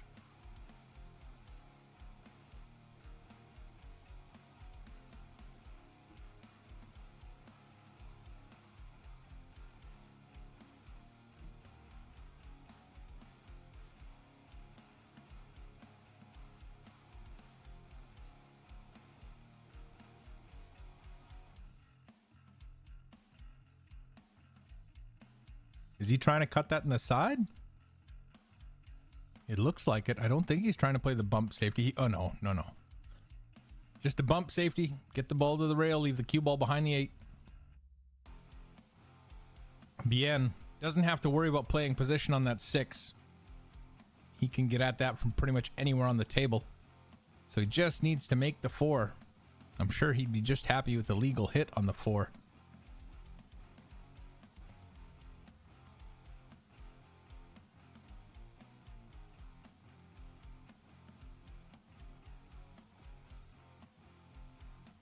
He's going to try and come 3 rails underneath it and kick the 4 up into the corner. That wasn't a bad effort. The cue ball looks like it may have found the drink, and it has. That should seal rack number 1 for Lido. 5 balls, all open. Does have a little bit of movement to take care of, though. And this can always be risky. If you hit the right side of that 6, the 4 ball goes to the rail, freezes. That makes it a lot harder. But now he's got to go up and down the table a couple of times to finish this rack off. John Hunter gets by Vernell 6-5. Nice shooting, sir. PJ has defeated Regine Lane 6-3. So round 1 just wrapping up. Almost all matches are underway. They should be anyway. I think they'll go through another round of the A before they swap over to the B side.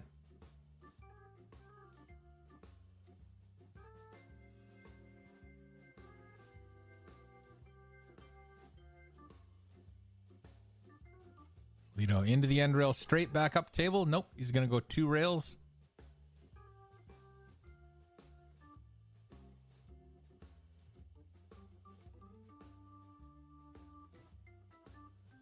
And probably a mirror of the same shot. A little bit of bottom right, about 3:30, 3:45, maybe 4 o'clock. And spin this around for the 10 in the same pocket he dropped the 8 in. Great shape. Good cue ball control. And Bien's going to give it to him.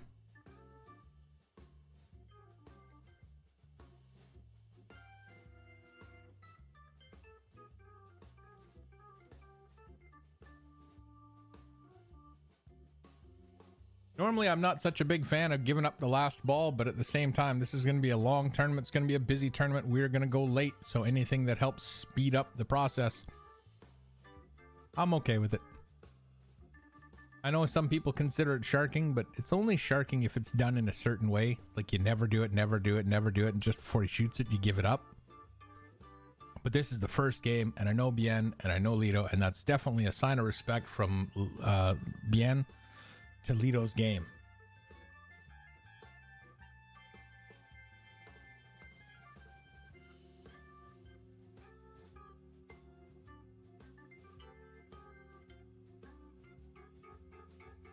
Bien drops the 9 ball on the side. He's got the 1 ball open. 5 ball might come into play for getting on the 2, but unless you drop right in behind it, you're not going to be too bad on the 2 ball. It's got 4 pockets around it that it goes in.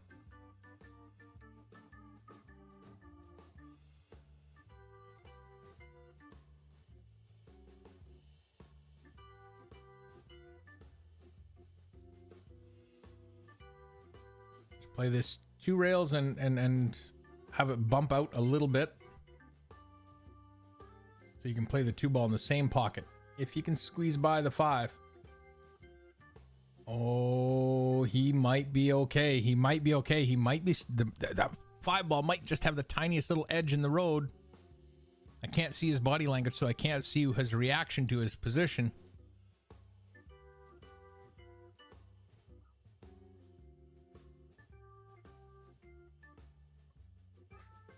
That's right. Speaking of Karma Tattoo, one Patrick Bayless, he's a good sponsor of pool in the Lower Mainland.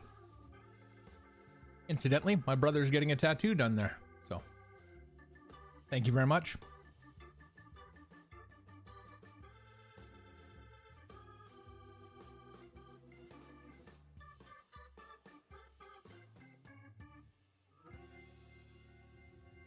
Great bank. Gotta keep the cue ball out.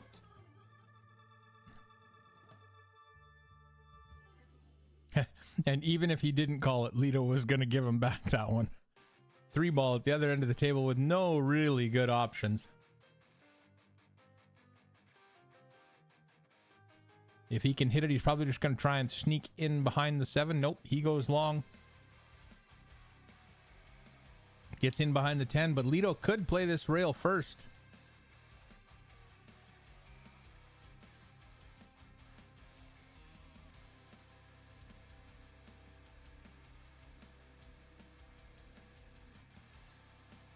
All A-side matches underway.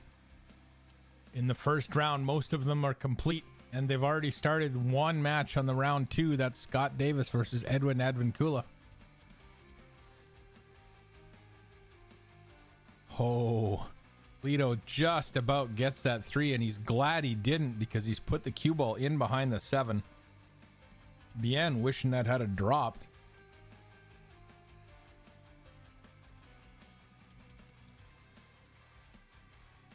Good table management from Lito today, though. I mean, he got a little lucky on that one, but at the same time, Bien hasn't come to the table with too many opportunities.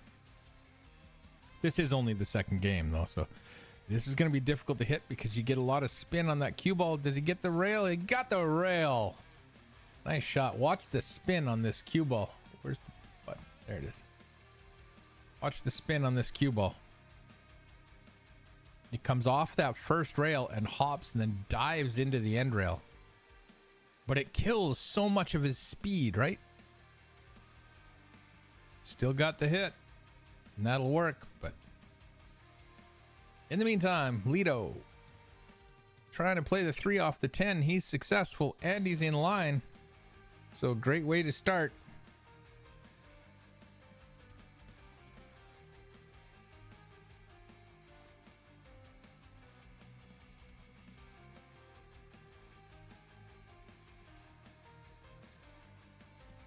Can you get the cue ball past the 10? Rubs it a little bit. But he's sitting fairly well on the 5.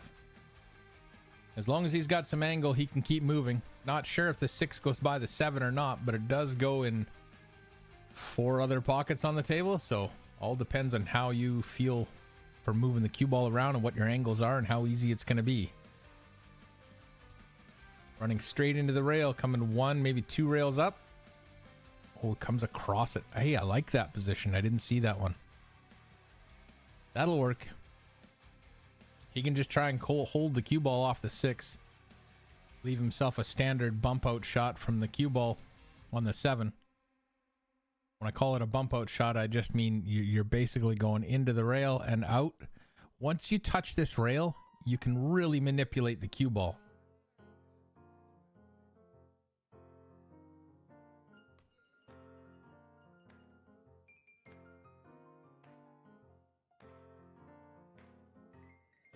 Lito tried to come all the way back out to play the 8 in the side, but he's come up a little bit short. Cue ball's going to have some speed on it here. He's going to come close. Well, I don't think he'll come that close to the 10. Closer than he'd like. He'd like to be a foot away from it, but he's going to come within that, I believe, doing this 3 rails. He might play it with just left-hand siding and check it on those 2 rails and bring it back out to where the 8 is. Nope, 3 rails. See, it's getting real close to the 10. Awkward position here. Now you start thinking about your stroke because you don't want to double hit it. You kind of have to let it go by feel because you're so close. You're not going to be able to see that pocket with both eyes as you shoot the cue ball.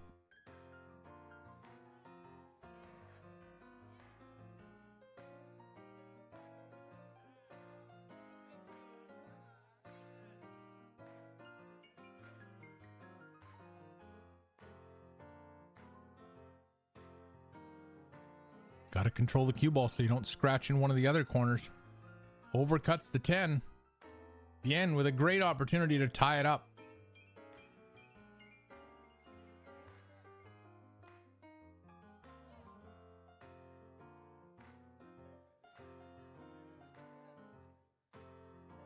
And that whole situation stems from the fact that he was a little shy coming off the 7 to the 8. Bien and Lito tied at 1. It's a race to 5 from here, folks. As you can see, there's the setup. Any of the boxes with blue around them, any of the matchups with a blue box around it, those are underway at the moment.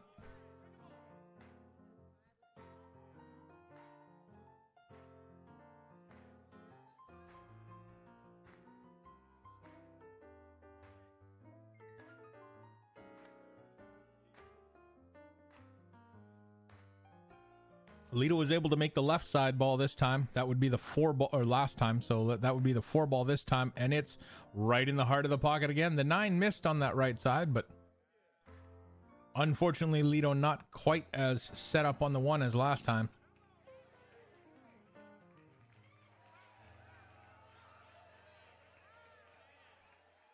He'll most likely elect to push out somewhere down here.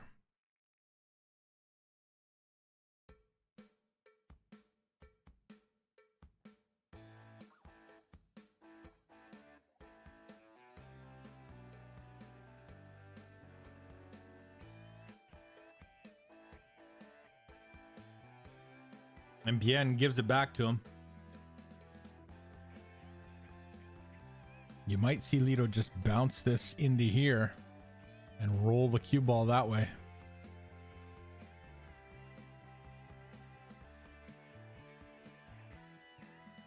Oh, he's putting some more on this. Well, that is what he went for. But he hit it a little bit thick. See, a little thinner, and that 1 ball comes up to this side of the 6, but the cue ball also ends up over here because it doesn't hit it as thick. It glances off it a little thinner. It decreases that angle. Lito with the 1 rail kick. Legal hit. Just about made the 1, just about scratched, but both stay on the table. Lito might have room to put the 1 ball past the 6.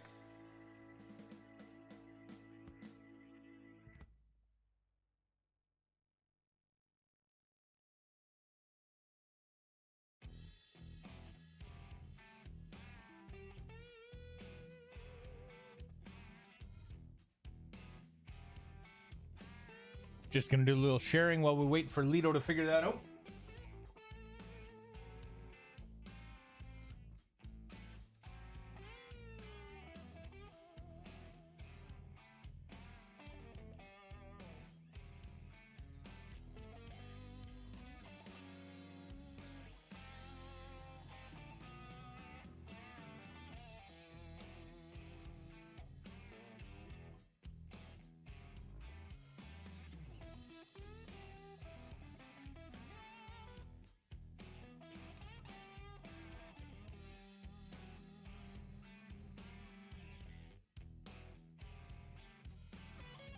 Guess they've got to wait for the other table. I thought Justin Lee was playing in this one, but it looks like he's not. He's probably just there to assist with the technical aspects of things, help with the challenge entering. He's got a great idea with this system.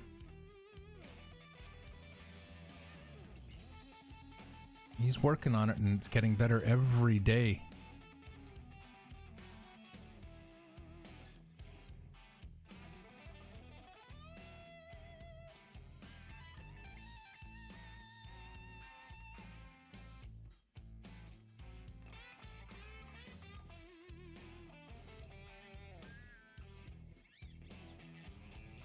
Yen kicking at the 1 ball. Trying to go 2 rails. Yeah, that looks like a 2 rail kick to me. No, he tried 1. Just couldn't get by the 10. Yeah, that angle really fooled me. A ball in hand for Lito. The 2 ball's going to be a little bit tricky, although it's not that bad. It's just you can't just play this without considering the weight very, very carefully. He's going to go 2 rails, and he's going to be coming across the position play of the 2. He's going to be coming across that. So as long as he gets it out, well, see, he's just inside. So from here, he can make this work. That's a great positional shot. He's can draw over to this area here for the 3, and then he's off and running.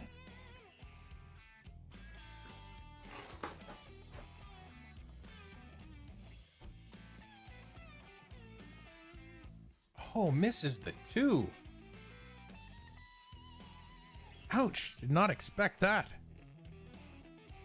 And while while Bien has a great opportunity to make the 2, getting back to that 3 is going to be a challenge in itself.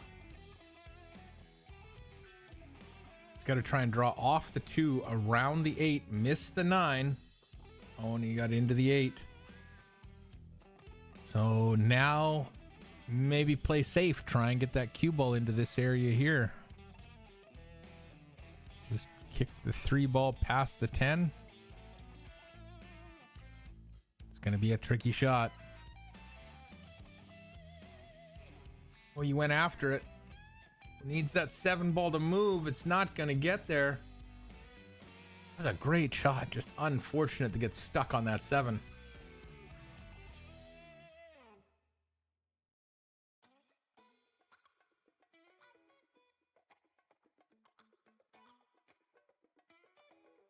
Crosses the bank over.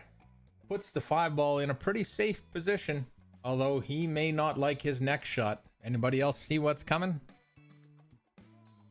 I think the cue ball and the 9 ball are going to get real friendly.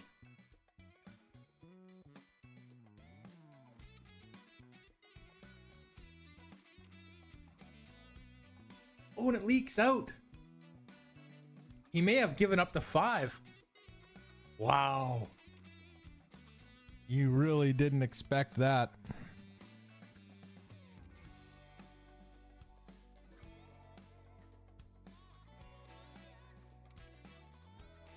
Cue ball looks like it's going to settle in nicely on the 9 and then just slides right past it, giving Bien this opportunity. 6 ball goes, oh, and he clips the 10. Oh, I thought that was visible from there for sure, but that's going to be a ball in hand to Lido. 6 ball looks like it goes by the 9. Great opportunity for Lido to take a 1-game lead, get back on top.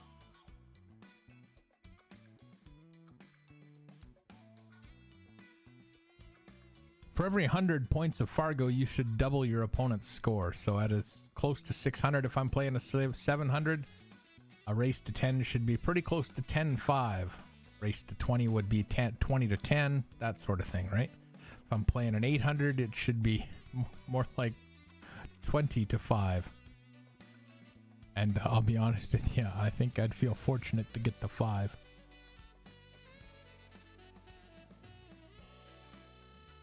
Lido sliding up the rail. Or is he just going to draw into the center of the table? Oh, sliding up the rail.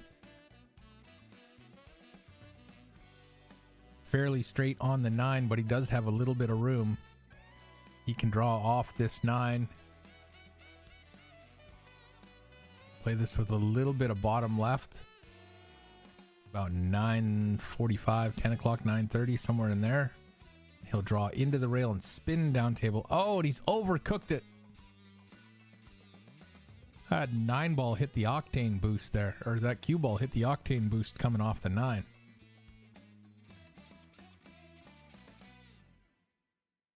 Still cuttable, still makeable, but you'd love to shoot this straight in rather than, 84 degrees.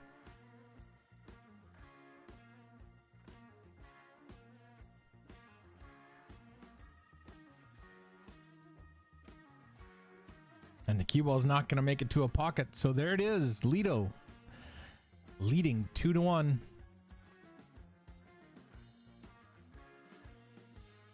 Sean Talbot defeated Mark Pekaris. So he has advanced to face Stan Taranto. There's a name with some history in this region. U.S. bar table champion, Canadian 9-ball champion, Canadian 8-ball champion, WBCA Hall of Fame member Stan Taranto.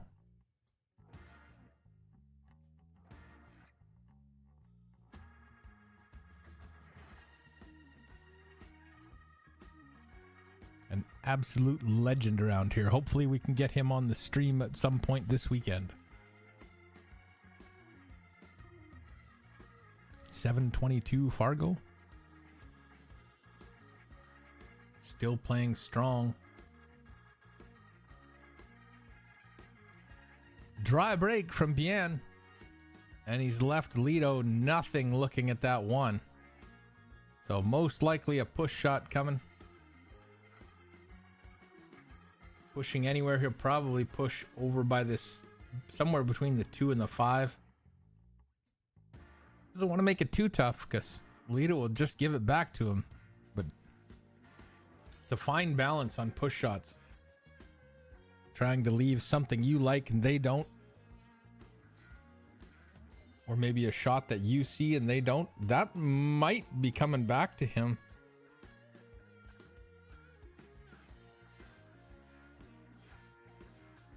If I'm Bien, I don't know if I like that.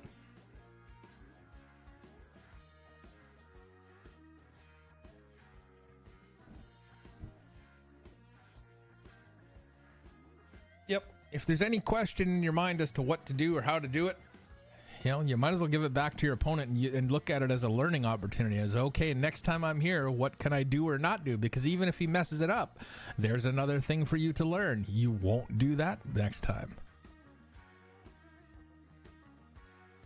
Oh, and he tried to play safe. How tricky is that? Just roll up, hit the rail, and come and snug right up to it. Hasn't left an easy one, though. Cutting this 1-ball top left, trying to drag this cue ball back over for the 2. A little bit of bottom, a little bit of right. Needs to hit it just soft enough to make the 1. And then he'll slide over there for the 2. 3-ball might tempt you into taking that 3-10 combination. The runout's there even if you don't want to play it, but that should drop. There it is. How'd he square up on the 2? Good enough. Take that to the side, ideally. Not sure how much angle he has or how he'd get on the 3 from there, but if you take it to the corner, you know you're not getting on the 3. That 9-ball's going to be in the road.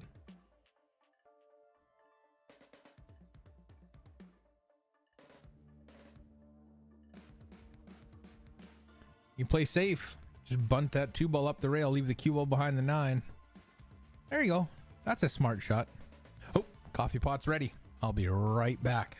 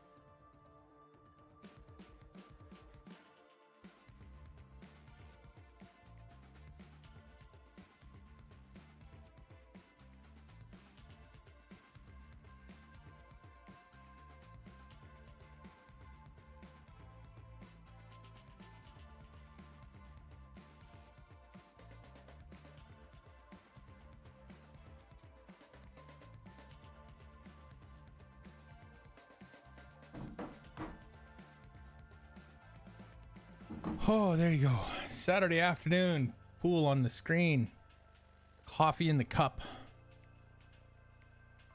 Lito squeezing that cue ball in there.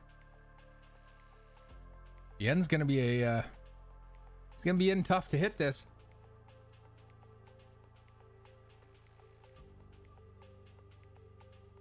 The one rail off the right end rail isn't gonna be easy. Especially because your cue ball is going to be doing that dancing thing if you're trying to stroke it that close to a rail. Oh, he's got room between the 6 and 7. Oh boy. Oh, he's going to call it a foul right off the bat. But we'll watch this in slow.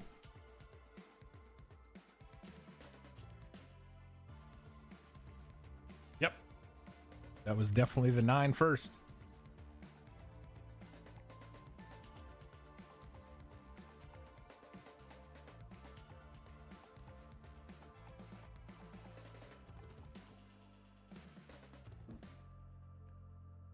Lito's got a little bit of angle on the 3, so he can't just stop there. The cue ball's going to drift. So how is he going to get on that 4? You know, making the 4 is not a problem if you can see it. But that 6 ball creates some challenges. He might just roll to the rail. Oh, it looks like he's putting a stroke on it though, so maybe not. Yeah, he fools me every time. He does a couple of big kind of quick draw strokes, like or practice strokes, like he's winding up to hit it, and then he gently rolls it in. See, it looks like he's gonna power it up, and then he'll just poke this and roll it in. Oh, that might get away from him though. Nice little rub on the 7 to hold it there. 7 hasn't blocked the 6, so this should be Lito's finish. 2 rails out to the middle of the table for the 6. Hold it there for the 7. 1 rail out for the 8, 9, and 10. Not all at once. 1 shot each.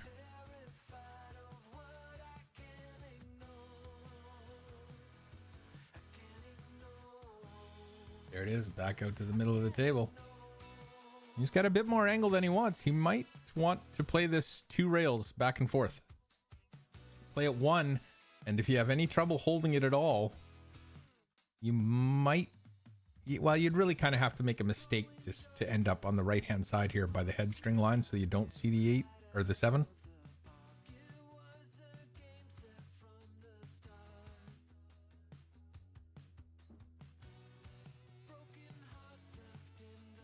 Shout out to the staff at the Metro Cafe. Always helpful, always polite. It's got good food there too. Great sandwiches. And I'm not a big fan of sandwiches, but those ones are good. They work. Lito getting too close to the 8. I think that goes past the 10, so he should be all right, but that could have been another disaster if that 10 ball was in the road.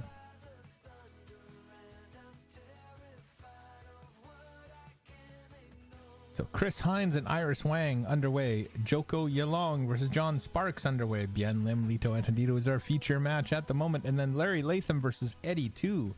That's underway. That's going to be a good match. Mike Silvius and Brad Mandel have started. Scott Davis and Edwin Advincula. That's been running a long time. I wish I had an update on that one.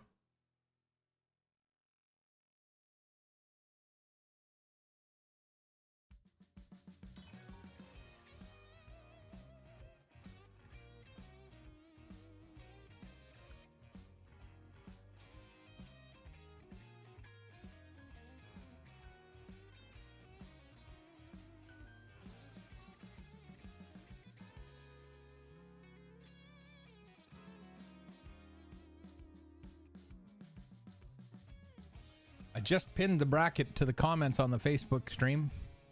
Give me a second and I'll do the same to the YouTube stream.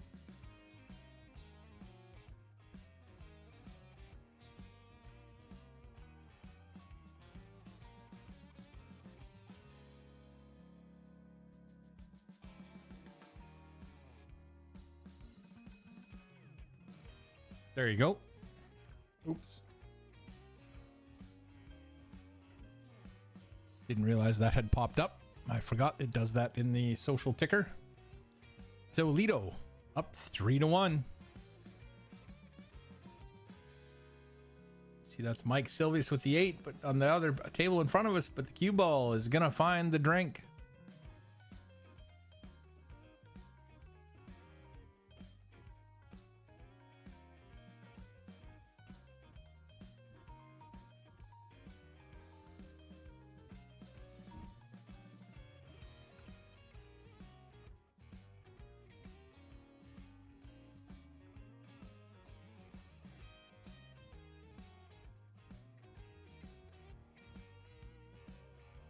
Three to 1 in this race to 6 at the Metro Open 10-ball tournament.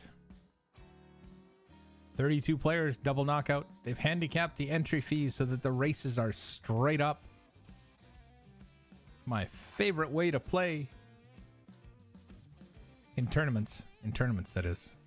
I mean, let's be honest. Playing for money, if you can get weight, you take weight. Especially if you need it. And boy, do I need it.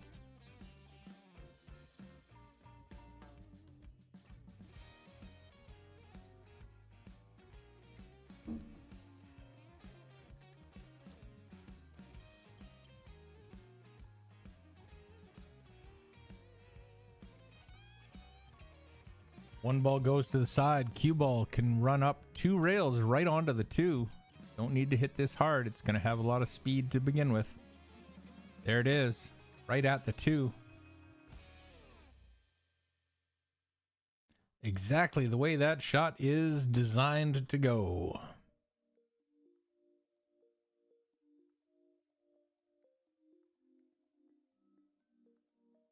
Oh, hold on a second, Gary. I think you might be right. I didn't even notice that. Nice work, sir. Wow, could you imagine how fast those tables play right now? New cloth. Okay, I'm just gonna breathe on the cue ball and push it down table. I was listening to a discussion about table speed the other day, and they were talking about the difference between the 7 and 9 foot Predator and how the 7 foot seems to be a little faster because the springy rails, and the short table, the cloth just seems to behave faster. And the position play on the 7 foot was a little tougher than the 9 foot because you didn't have the room you would like to work with.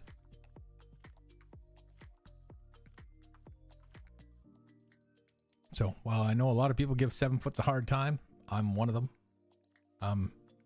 You know, they can pose a challenge.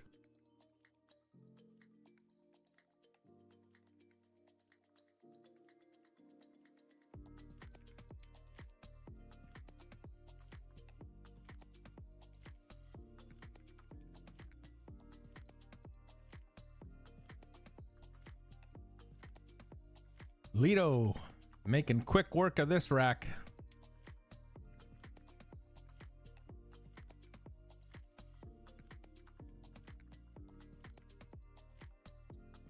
He's been a strong player out here for many years. Had some back injuries last year, I believe it was. That affected his game a little bit, but seems to have recovered fairly well. Not sure how his back's doing these days, but his pool game's a little bit sharper. You can see on these 10 balls, he's overcooking the cue ball a little bit. Just from what I've seen in the last few games. I mean, he's still getting it done, though. 4-1. Lido only 2 away from advancing to play the winner of Larry Latham and Eddie 2. That'll be a great match. Looking forward to that. Hopefully we can get that on the stream table.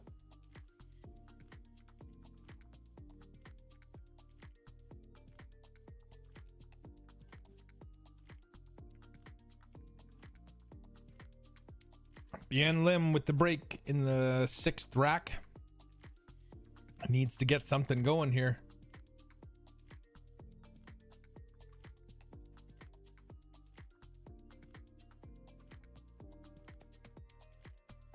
Always difficult to come back on a player of Lido's caliber.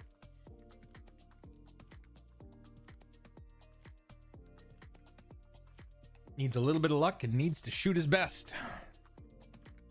6 ball's gonna drop, so he's got the luck as far as making a ball in the break goes, but he's not gonna get a look at the 1. So you might as well cross that off. Tough position play from here.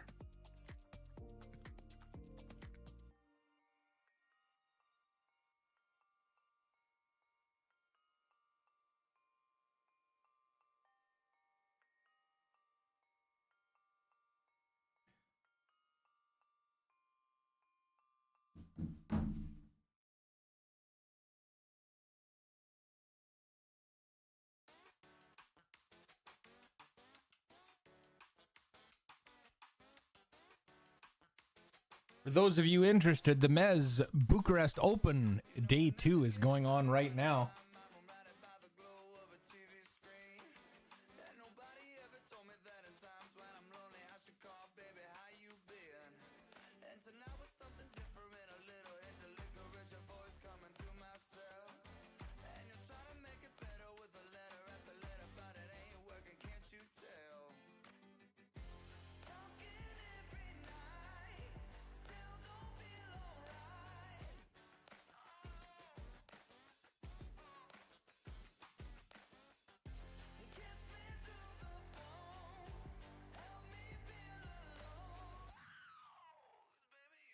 Some familiar names on the A side of that Bucharest tournament.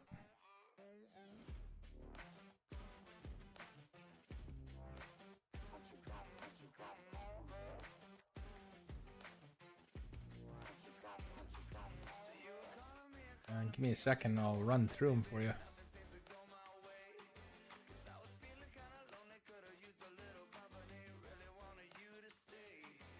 It's at 9ball.ro.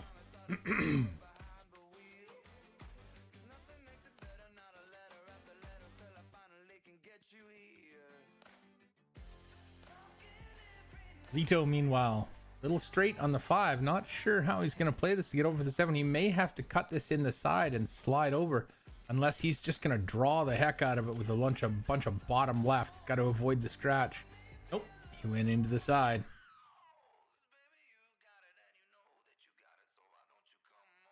Still on the A side in the Bucharest Open is Ko Pin Yi. David Alcady. Victor Zielinski. Jonas Soto from Spain. Ko Pin Chung. Mika Immonen. That's not Jim Rempe, is it? This is Jay Rempe. Wow. That would be a blast from the past. I didn't think he was still playing, but I could be wrong. Shane Van Boning's still in there. Tied 3-3. He just defeated Tony Drago 9-5. Speaking of 5, Lito about to drop his 5th rack. Konrad Yashizin just started a match against Carlson. These are all on the A side. Alexander Kazakis still in there fighting. Tobias Bongers leads 2-0 in his A side match. John Mora just defeated Kristina Zlateva 9-2. His next opponent should be coming up soon. He plays at 8:30 local time, their time. Petri McConan still fighting away on the A side. That's your A side battle going on there. Oh, hold on. An odd looking bracket. Hold on.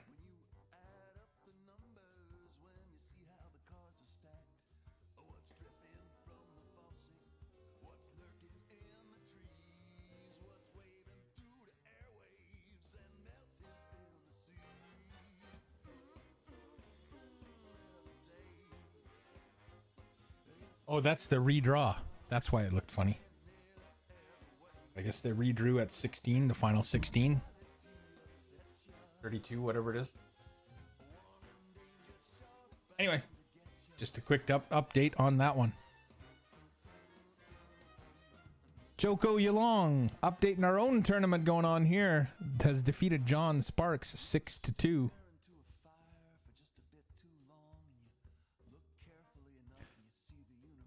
Bien trying to stave off the B side. Needs to win the next 5 in a row.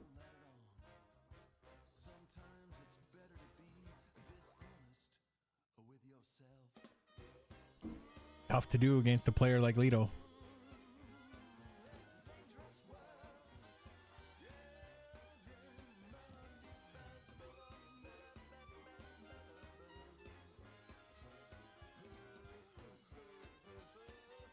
If you'd like to share the stream, I'd appreciate it.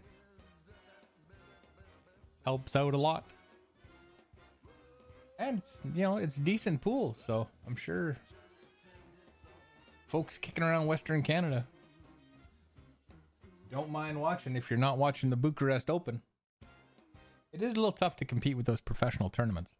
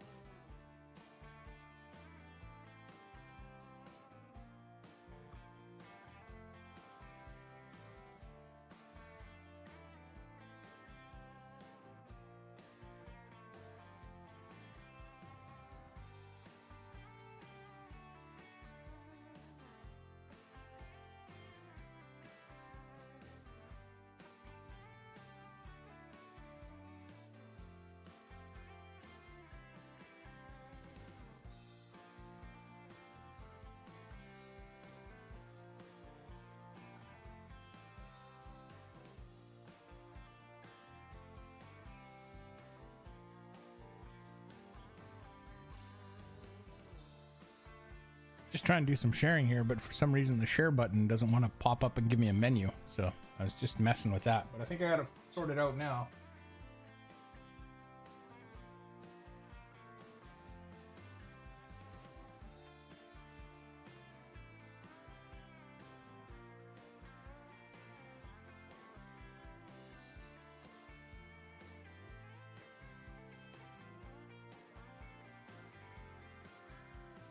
There we go. In the meantime, Lito with 5 balls remaining. 7 and 8. 7 doesn't look too tough. 8 might be a little bit tricky if you have to do anything other than shoot it down a rail. Lito's going to roll forward, thread the cue ball between the 9 and the 10. Nope. Elected to draw it back. That gives him plenty of angle to thin the 7 in the side and bring the cue ball between the 9, 10 and shoot the 8 up in this bottom right hand corner pocket. Unless he lands absolutely perfect to play it in the side. I don't believe he wants to play this in, well, it's a little deceiving, this angle here, so it might be fine, but I suspect he might play it to the corner. Nope. Had enough room to shoot it in there with speed. Not a problem.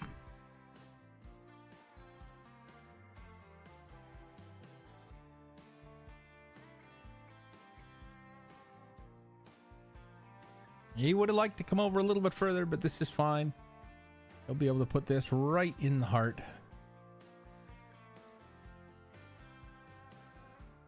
Without a doubt, Lito has advanced 6-1 over Bien Lim. He'll take on the winner of Larry Latham and Eddie 2. In the meantime, our next match. Oh, update on the A side. Scott Davis taken out by Edwin Advincula 5-0. Why does that say 5? That should say 6.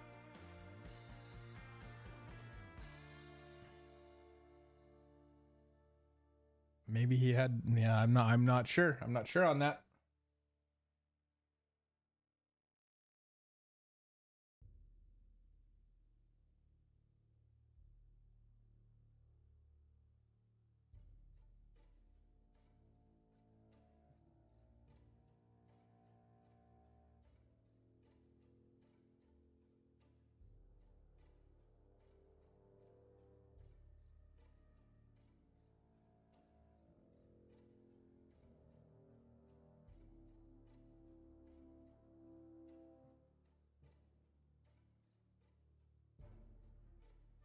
Just letting them know that that's the situation.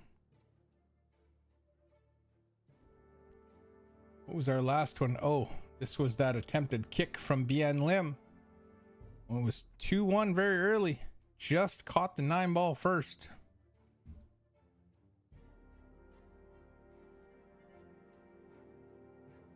If you're just tuning in, this is the Team Samurai Metro Open version number 2. The first one was in May, about a month ago.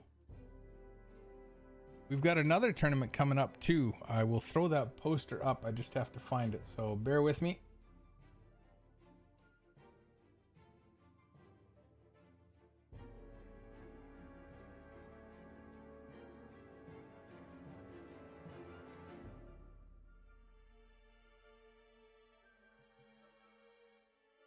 I found it, now I gotta add it.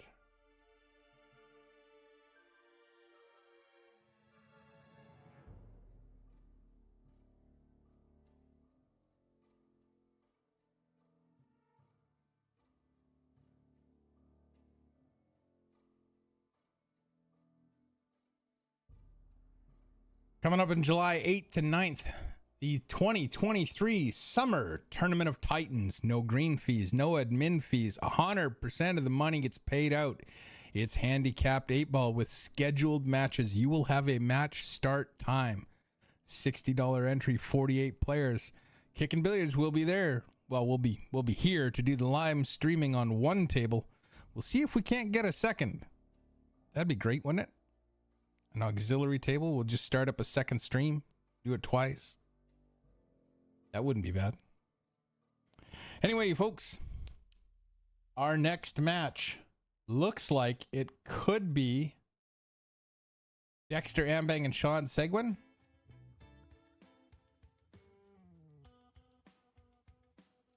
Could be PJ and Blair, Tony and John, Sean and Stan. I don't know what they're doing over there, but we'll find out in a few minutes. In the meantime, you know what? I wasn't going to do this, but I'm going to see if I can bring in a video. This is what I'm working on. This is what's taken the most amount of time.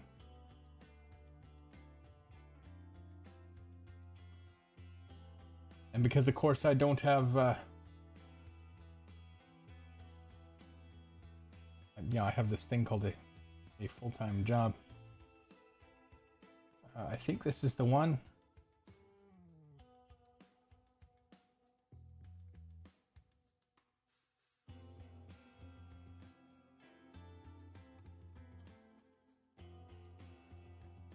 I think this is it. Let me just test it here.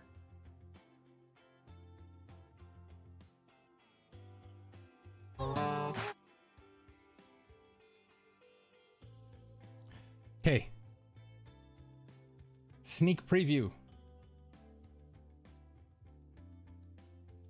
This is what I'm working on.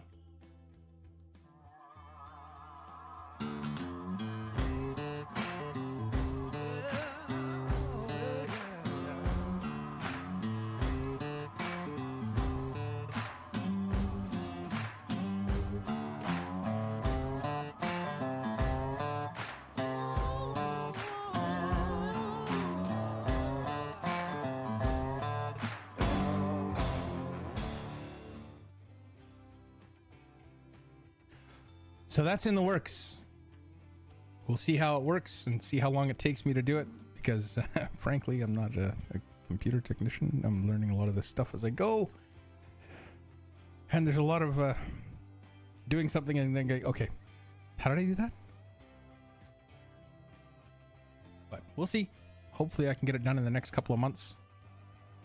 I got to do a little bit of practice with it too. Don't want to get that up and running and then fumble my way through it all the time. It's mostly going to handle tournament results, matchup results, a few other topics on there, some amateur leagues, amateur regional results, but we won't go into league coverage and league results. There's just way too many leagues, and I can't do it. Too much info. Mostly focusing on the pros, though.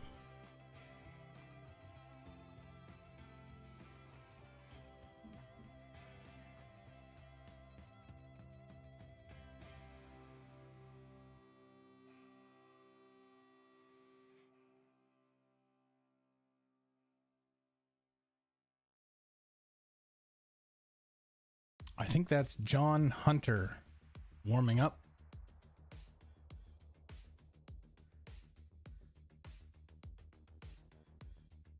You know what? I think maybe I need to refresh that page, see what's going on, because a lot of these matches look like they should be starting.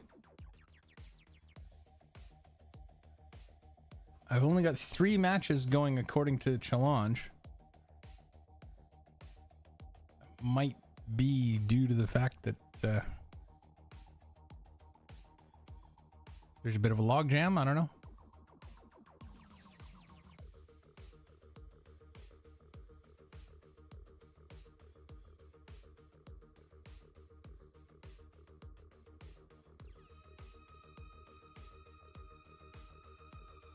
So we'll see how that endeavor goes.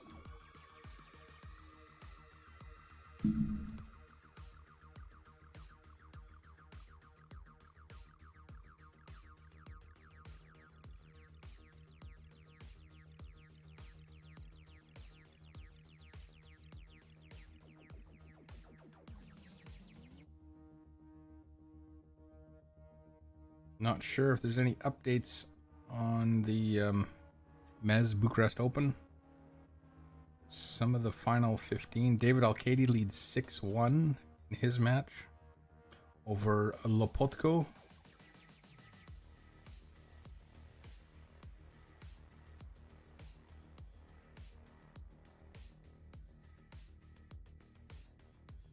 A lot of the other matches are not started yet. Shane Van Boning tied 4-4 versus Tiklev. Braben, if none of you know who he was, I think he was the one who took out, who'd he take out? He took out a big name at the UK Open. Man, I can't remember. Conrad Jusizen up 3-0 over Mr. Carlson. Alexander Kazakis dominating Komninakis 6-1. Tobias Bongers leads Liker 3-1. John Mora versus Marcus Shamat. Oh, there's a name from the past. Former world champion, I believe. And former Moscone Cup captain. And coach. I believe coach. Patrick McConan versus Gabriel, tied 0-0.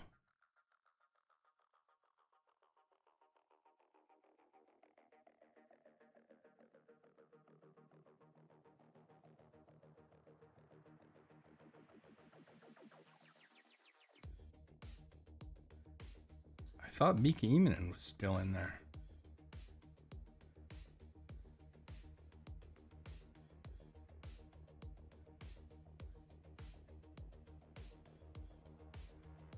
Okay, well, anyway, it is Tony Jacobs and John Hunter. Race to 6 here at the Metro Cafe, or the Metro Coffee Bar and Billiards. Race to 6 on the A, race to 5 on the B. Everything staying on the table, or did he make one? See, oh, he's got one down.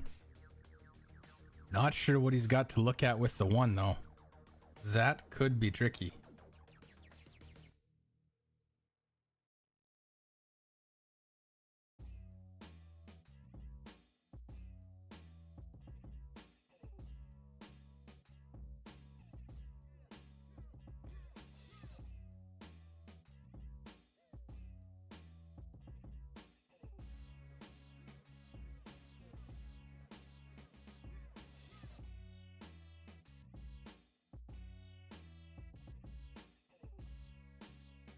Well,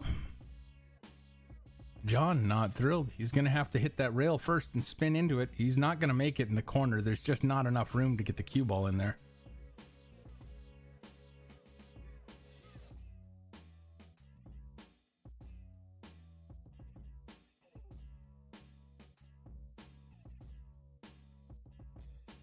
Not sure. He's gonna.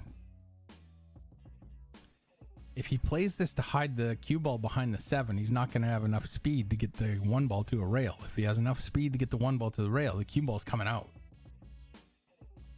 The good part about this, or really the only good part about this, is if he plays the weight right, he can put the 1 ball basically here.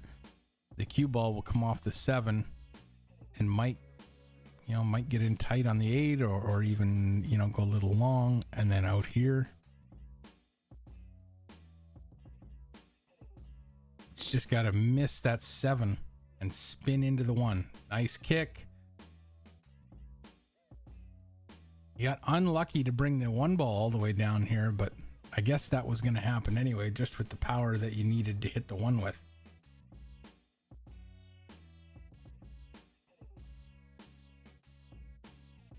If you're not following Windows Open on Facebook, Mike or Molina Mike, do so, man. He's got a lot of good content. They've got the Pool Player podcast and the Doggin' It podcast, the Doggin' It show. Doggin' It, that's the one he does with Joey Ryan. Good show, lots of information, a lot of fun to watch and listen to if you're working away. 2 ball in the side. Hey, Cindy, welcome to the stream. Hope you're having a great day.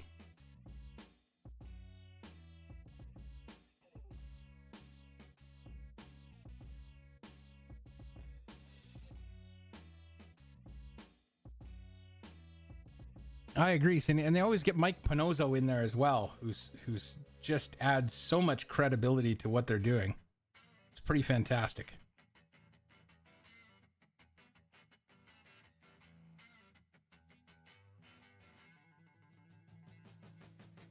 Mike, of course, being in the industry for so long.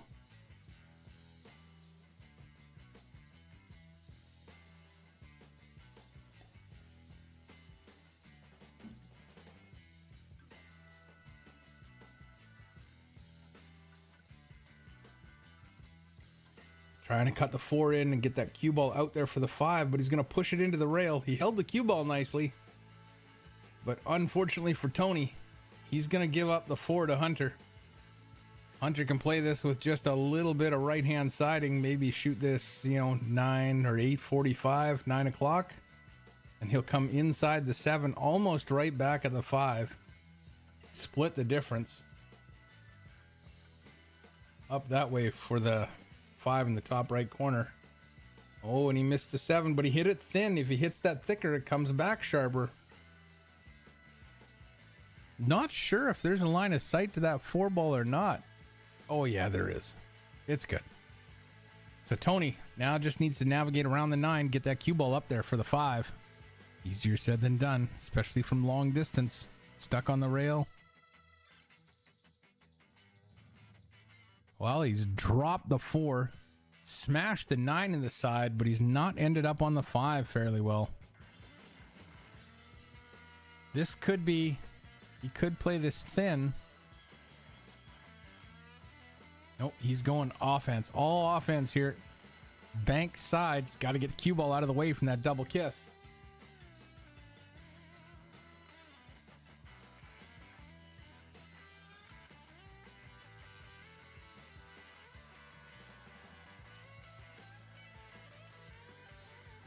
Nails it, needs to hit the 7 and roll a little bit down to the bottom side of your screen.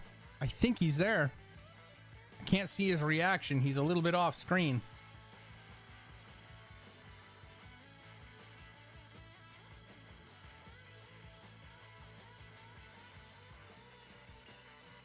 Should be all right to come out. Just needs to get it to center. Good enough. From there, all about getting down onto that 8 without going too far and getting dead straight or falling short and having an incredibly thin cut.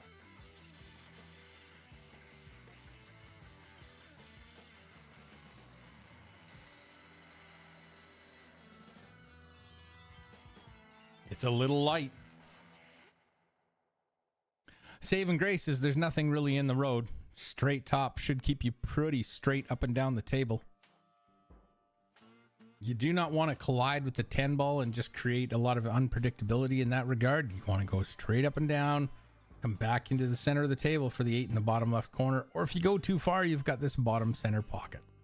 He's into the 10. That's going to hang it up over the pocket. Nope. And he's going to let Hunter back at the table with a decent look at the 8. Kind of pointed at the 30-yard line here. Maybe the 35.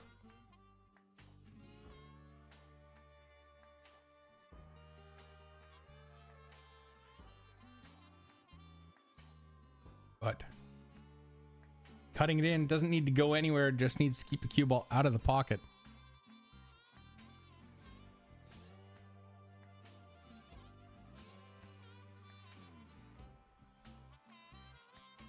This is one of those shots that if you're not careful, the cue ball goes right at that other corner pocket. Oh, he was straighter than I thought. That cue ball really died.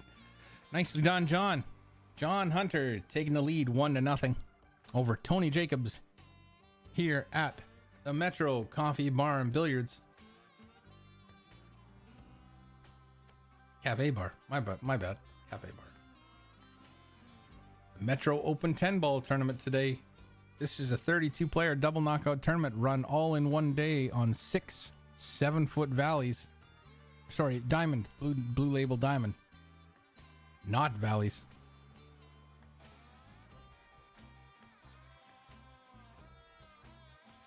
Love playing on diamonds. So much nicer to work with than the old valley tables.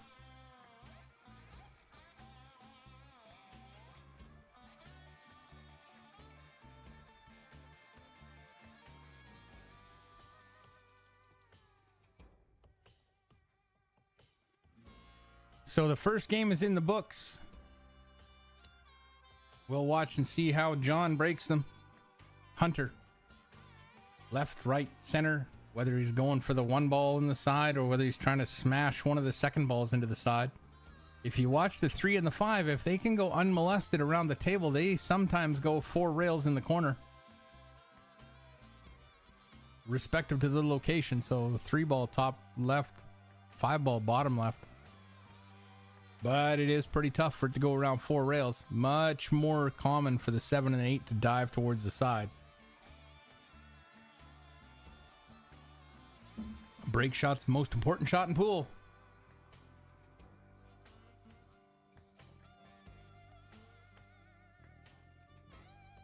Eight ball's going to drop. It is, but only with a little bit of help from the 5. It's a little bit tight over there, 5 to the 6. But he's got a good start with this low end of the table, the 1, 2, 3, 4. 5 to the 6 is going to be the tricky part. If he can get there and get clean on the 6 so that the transition to the 7 is good, I can see this as being another one on the score sheet for Hunter.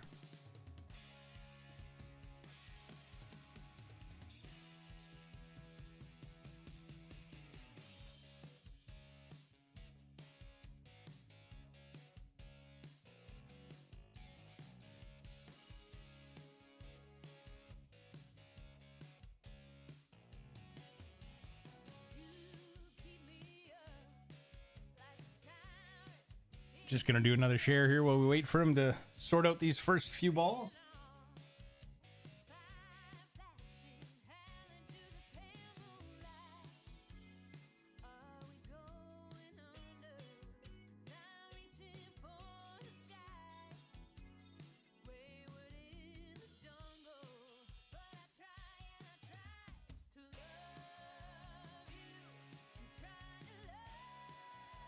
There we go.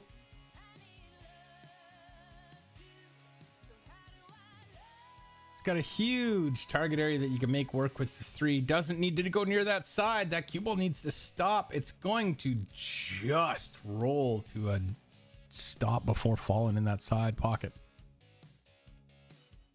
Wow, always makes me nervous when I get near a pocket that I know I shouldn't be near.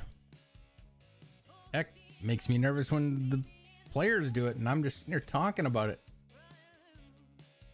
So 2 rails back out for the 4. Don't need to hit this with speed. You hit it with speed, it's going to get away. But he may have come out of it all right. He's messed up the 5, hooked him on the 3. Tony coming to the table with nothing good to see.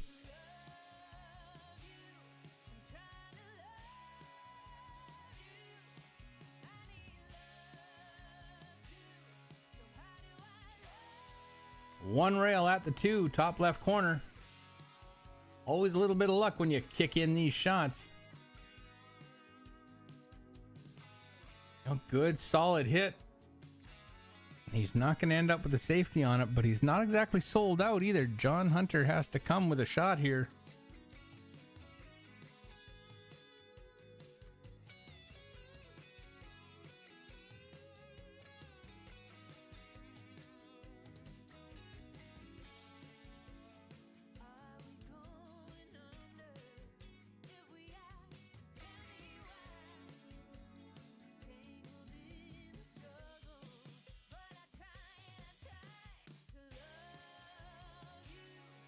Just playing safe, banking that 3 ball up table, keeping the cue ball in behind that cluster. He didn't like the 5 ball, and I don't blame him. Making the 3, while not easy, didn't lead to much. You still got the 4 over the hole, but the 4 over the hole, you got to be in the right spot to really get a higher percentage breakout on that 5. Basically, right about where the 3 is where, you know, you're looking at having a decent shot at coming in 2 rails to bump the 5. From here, though, Tony might be able to set up. Well, he might be able to kick that 3 and try and get safe.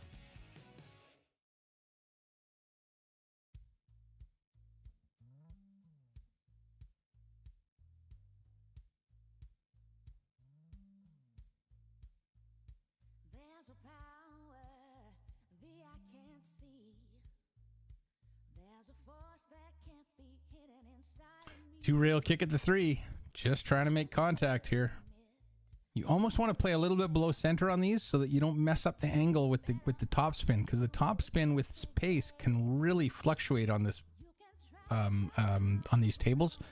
The closer you are to the rail for your initial position with topspin, the more odd your angle is going to be, or more untrue your angle is going to be coming off that rail.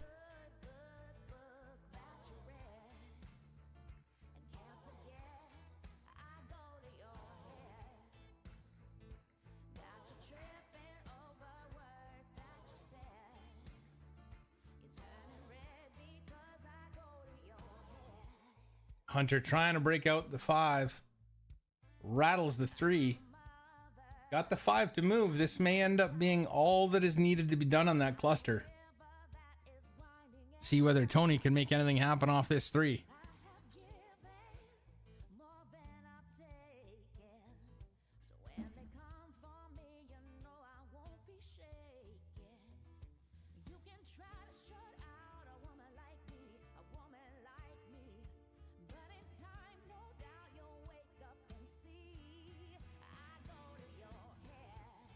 Kicking at the 2, or is he banking it? I think he's going for the bank, but that could be double. Yes, nope. He had a lot of pepper on it though, so that was running for a while.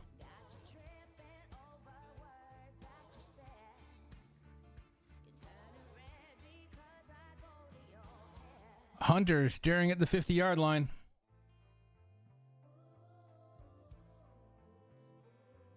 Nothing easy here.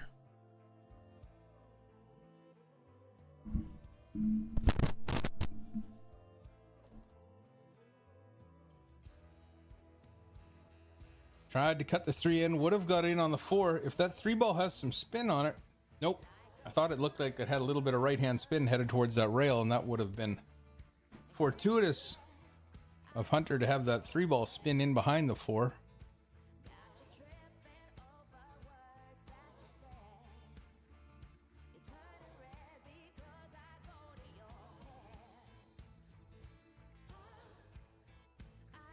Tony with a nice slice on the 3.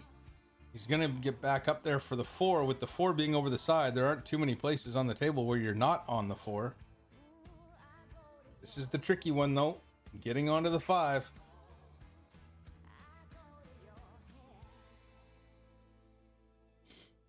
Can't really draw the cue ball off the 4 because he's stuck to the so close to the rail.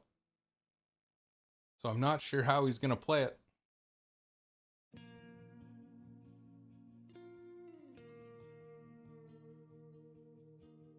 He's just waiting for, I think that's Mike Silvius on the other table.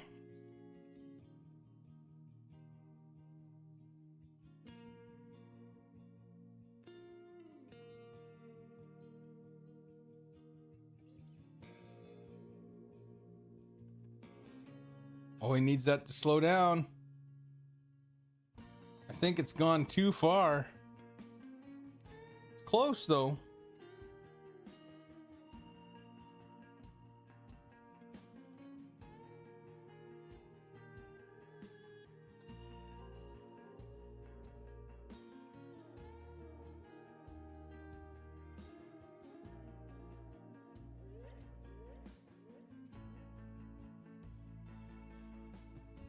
Well, it looks like he's still got a shot at it.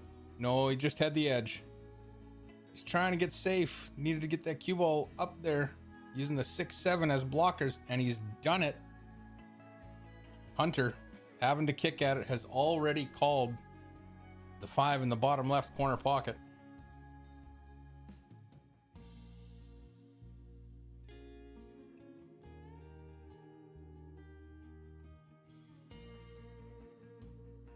And that is going to leave Tony a pretty good opportunity here.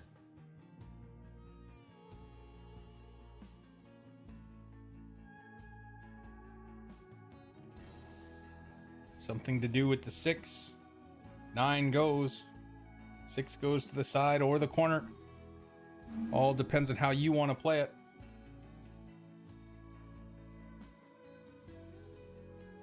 Oh, and he's focused too much on the 6. Hung the 5. Might have got a sticky contact there. A little bit of a kick maybe, but not generally happening that slow. It's usually just a tiny bit firmer than that when you start getting the real drastic kicks, but it can happen.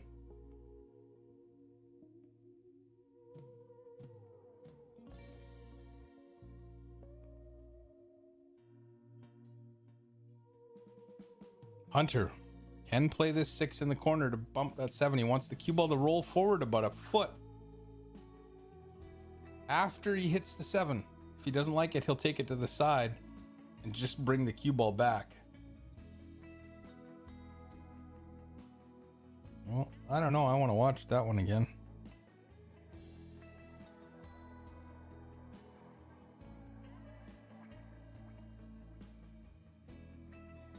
It's going to be quick when it starts.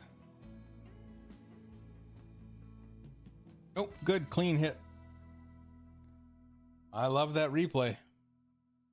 That was clearly a good hit. It's funny because when I looked at that to start, I thought, I don't know about that one. But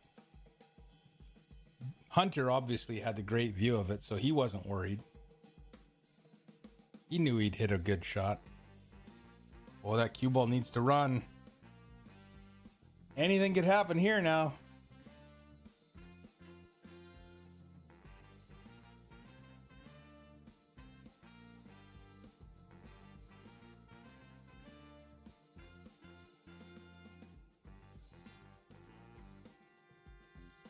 You know, I think the bank's your best option. I think if you roll into this and try and just split the 9 in the cue ball with the 10, you're going to have problems getting the cue ball onto the right side of the 10. The 10 ball's just in the wrong spot.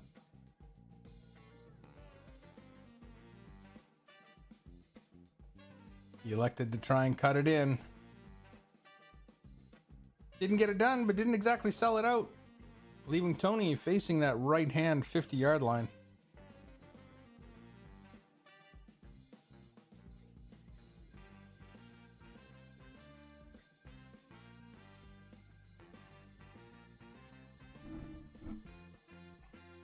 Trying to cut it in. Use the 10 as a blocker. Hits it. Perfect. 10 ball. Double kisses on the cue ball after 2 rails. And Tony's dead straight in. Hill will tie this match up at 1. Great work, sir.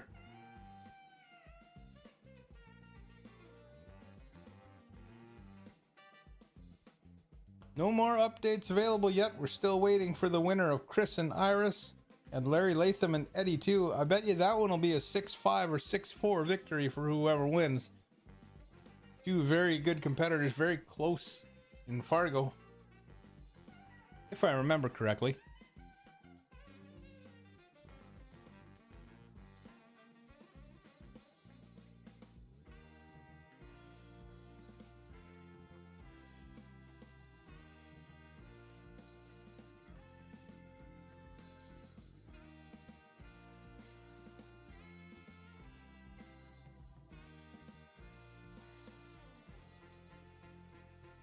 Tony breaking in rack number 3. I think it was Tony, wasn't it?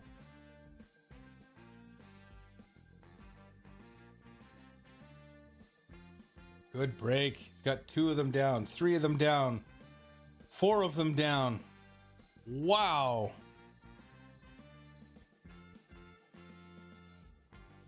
One, two, three. And then the 8 ball drops in as the 4th ball. So the rest of us playing 10 ball, Tony playing 6 ball.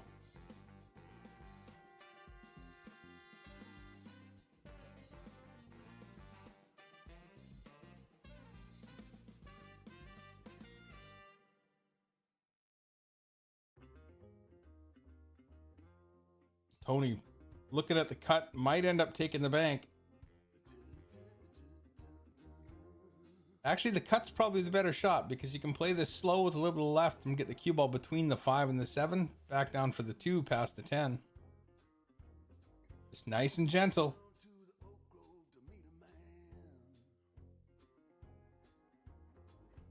Oh, wasn't able to keep the cue ball inside the 6. Might have it, though. Might still have it.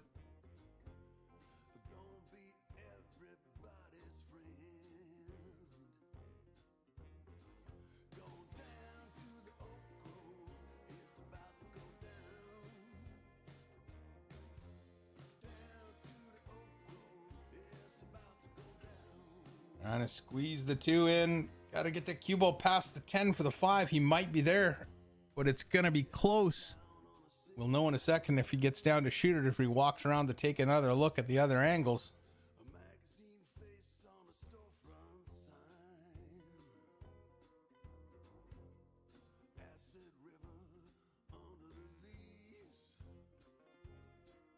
Maybe bank in the 5 if he can't see the full thing. Oh, he didn't miss that by much. Right off the horn and out the other side of the pocket. Didn't sell it out though either, so.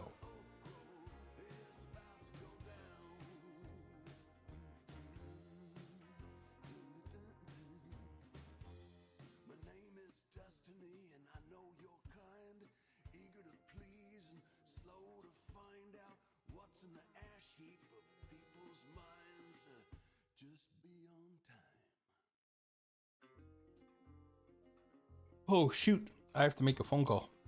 I forgot. I better do that soon. Already almost 2. All right, folks. I'm going to turn the commentary off for a bit. I got to make this phone call. But I'll be back as soon as I can. Thank you very much. In the meantime, this is Tony Jacobs versus John Hunter, 1-1, race to 6, A-side action at the 10-ball Metro Open.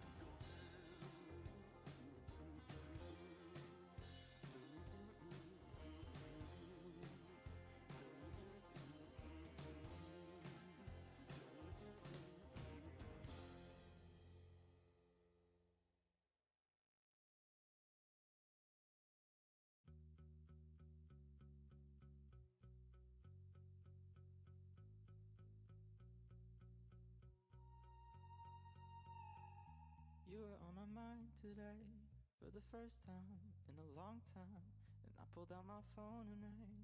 I hope you don't mind, but hear your voice and I freeze. Hello, who is it you say to me? And I open my mouth to speak, saying I don't mean to call you. Well, we'll keep the commentary going until the party I'm supposed to call responds that it's okay to call. And you might not believe me. I know I got a lot of stuff in the road today, but you know, at least I get to do some commentary today. And it's always fun to stream the tournaments out of the Metro, or Q1, or the Slow Roller Room. Or last week we even did a match or two out of the garage in Abbotsford. So We both changed in the best ways, and this could Tony taking a 2-1 lead. turn down. You say it's nice. Still early in the match though. This is anybody's game. You could hear me smile, saying I don't mean to call you out of the blue. This isn't something that I usually do, and you might not believe me, but I swear that it's true. Oh, I used to be sad. So when Hunter breaks, we'll watch that 5-6. Oh, I used to be I can't remember if he made one last time or not, but we'll see.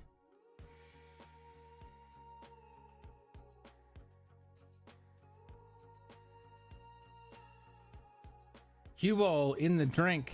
Everything spread out nicely. Tony with ball in hand right off the bat. Got a lot of work to do, but he can make it happen.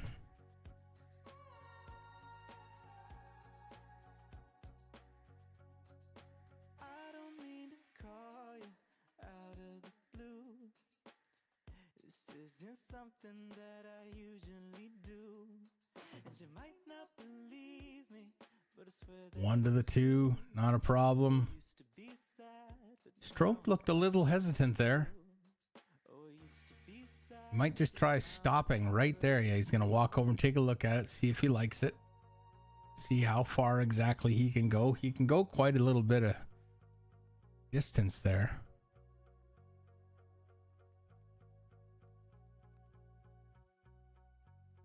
Well, maybe he can't go as far as I thought.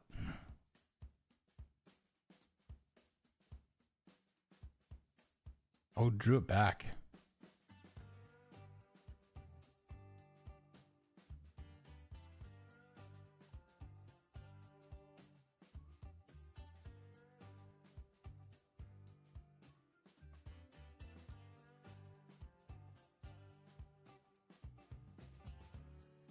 Drew it back, and now he's got the 3 to the side, but the cue ball's going down table, going to run away from the 4. He's going to have to navigate all the way through that crazy distribution of balls on the low side of the table. Can he get past the 6? No, sir. He's tucked inside.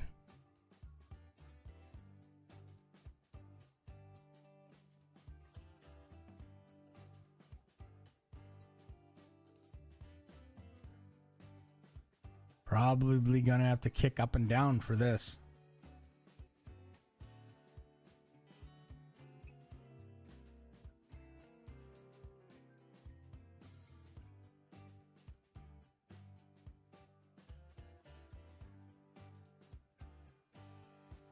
Maybe 2 rails? I think only 1 is needed here. Just kick it up and down. We'll find out in a second.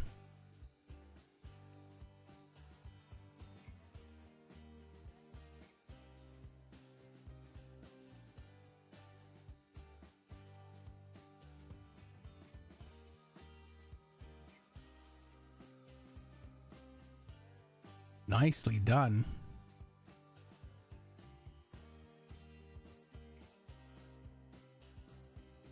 Watch this kick back. These aren't exactly the most difficult to do, but they're no gimmies. They're no guarantees either.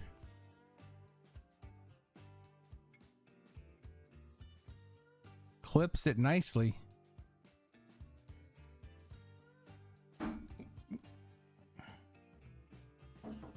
It's the second time I've bumped that coffee cup. I better move it.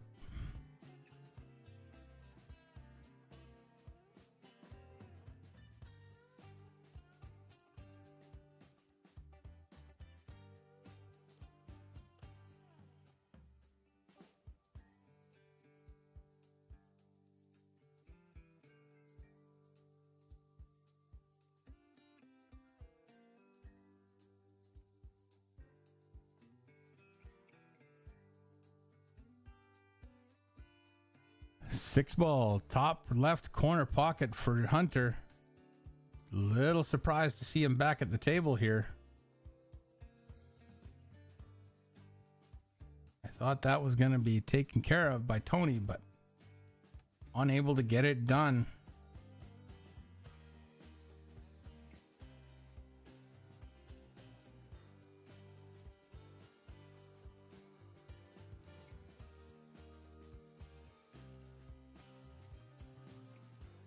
Nice shot. He's on the 7, but he's stuck to the rail. Can he get off the rail to play the 8? If he's long or hampered after this off this rail, it's just not going to get any easier.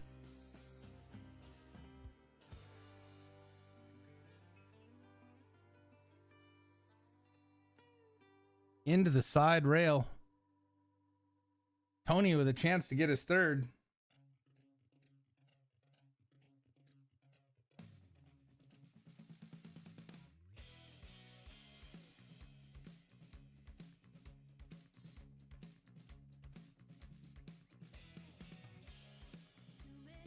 Should come out past half, but he's shaking his cue at it. He wants it to stop.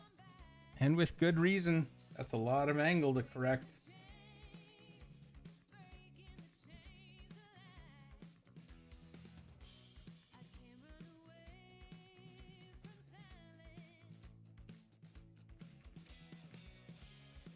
Iris Wang has defeated Chris Hines 6-4.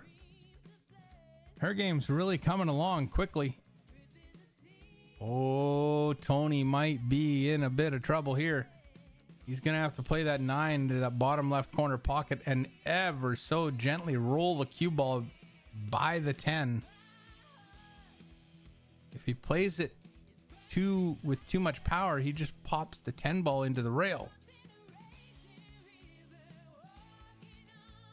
If he plays it too slow, he might not get there with the cue ball.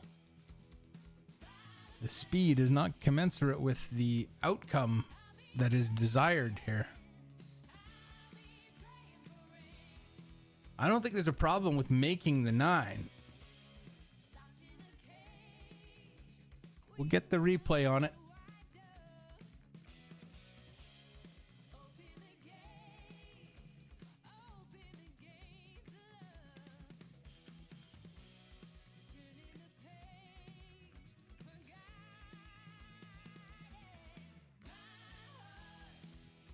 Tony just trying to approach the table in a comfortable manner, waiting for Mike to say he's good to go.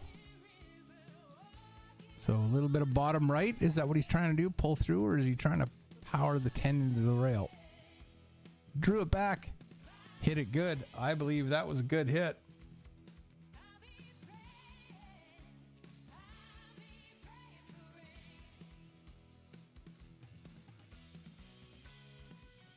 Yep, good hit. No problem at all.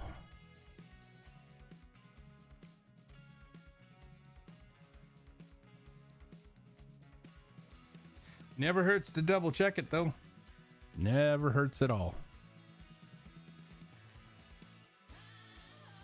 Now Tony's got a bit of a thin cut on the 10, but something that he should be able to handle without too much trouble.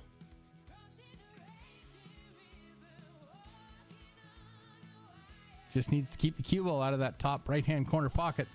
This is where it sometimes finds itself. But he hit it with the perfect speed. Was never going to make it there. And he'll lead 3-1.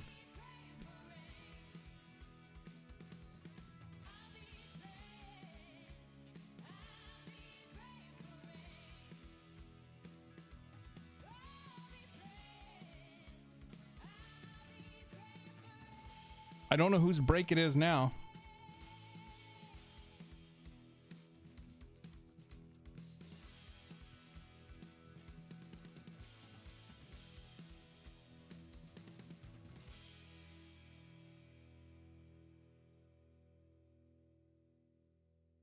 Looks like it's Tony's, leading 3-1. He's not going to be unhappy about that.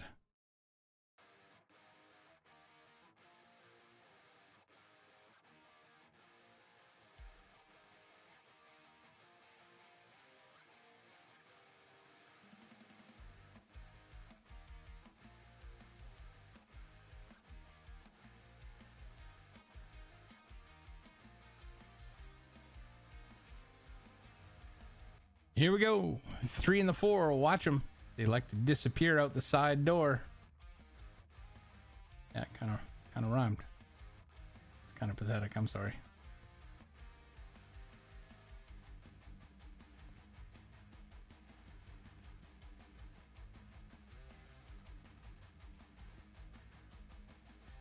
Did he make one? I think he's made one. Although he's standing in the road, so I'm not really sure.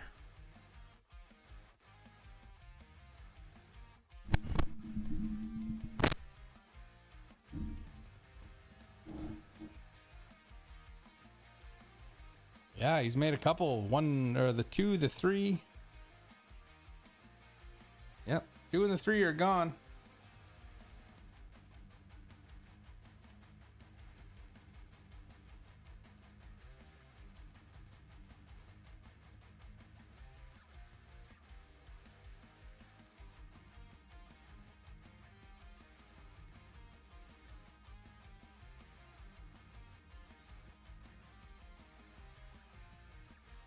Rolling this 1 ball in seems to be your best option.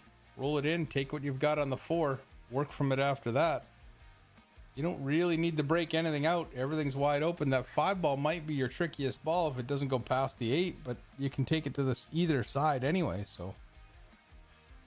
All a matter of where you're trying to go and what you're trying to do. Plays it off the rail. Beauty.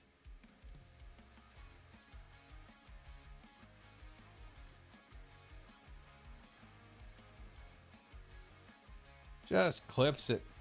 You would have liked to have gotten tighter on the 4, but that's the way it goes. I think he'll play a safety here now. Just try and get that cue ball on the back side of the 8. Not going to get it there, but he will keep the cue ball out of the line of fire. A simple up and down for Hunter if he can get past the 5 and go up and down. If not, he's got the 1 rail from either side.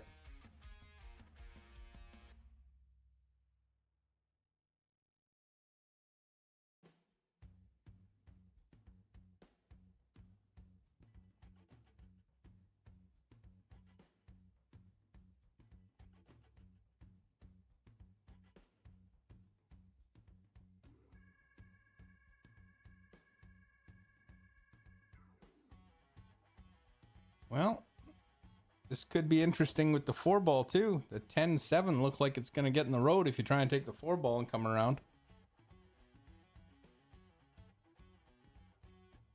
Always interesting. Nobody sees the table the same way.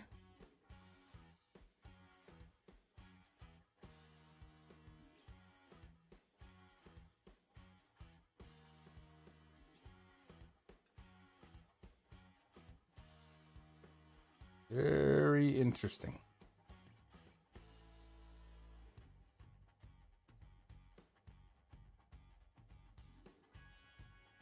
I'm not sure how he's going to play this.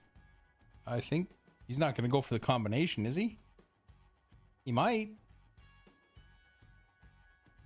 Not that I believe that 4 in the side makes a huge difference to anything, but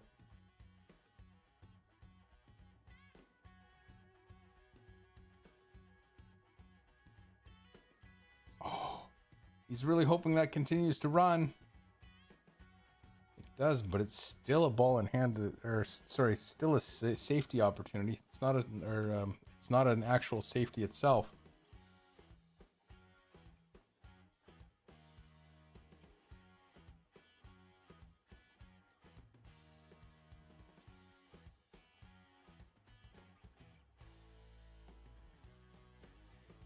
And he's got there.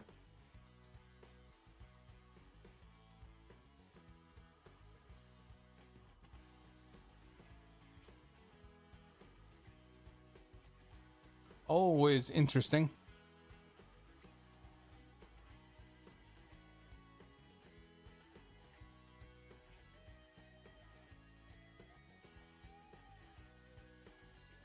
Tony going for the kick. Calls it in the top left corner.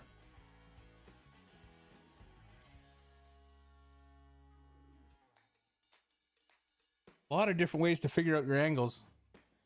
It's kind of interesting to watch how everybody else does it. You think, how do I do it? Do I do it anywhere close to that? And then you realize, no, you don't.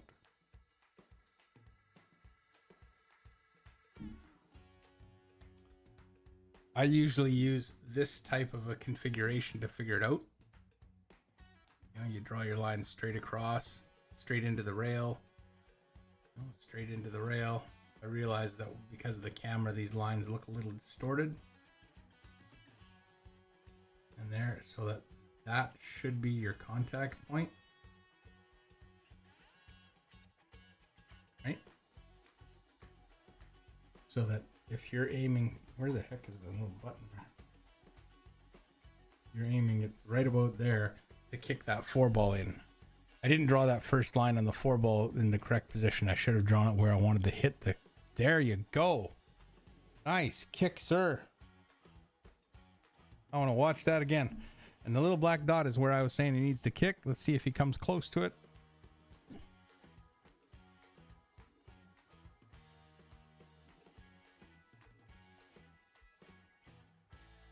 Pretty close. He lengthened it out a bit, but hit it harder, so it shortened up.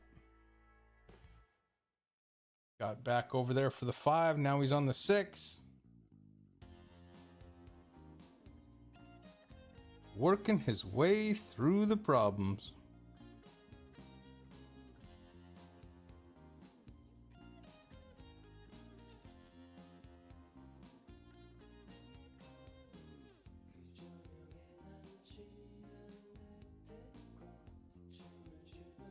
Never hurts, never hurts.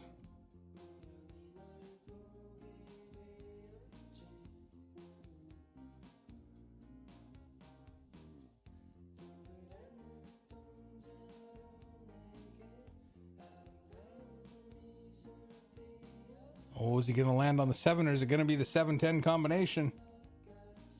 It's looking like the combination. He's already called it. He's not going to waste any time.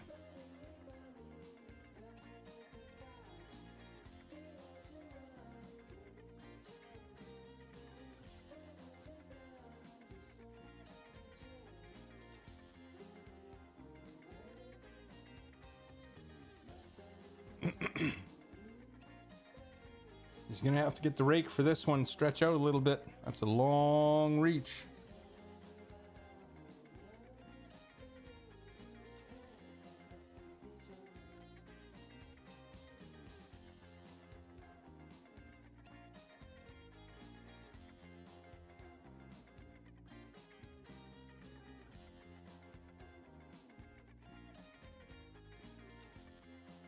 We'll see if he can thin this in and keep the cue ball out of trouble.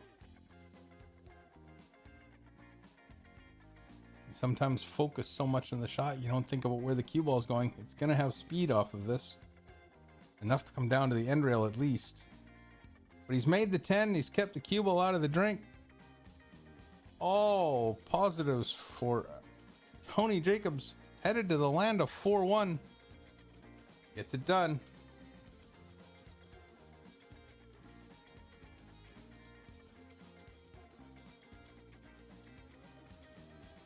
That will work.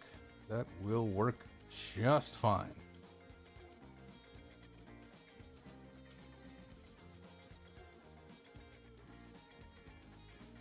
So Hunter, trailing 4-1, has to pick it up. Start knocking some of these balls in.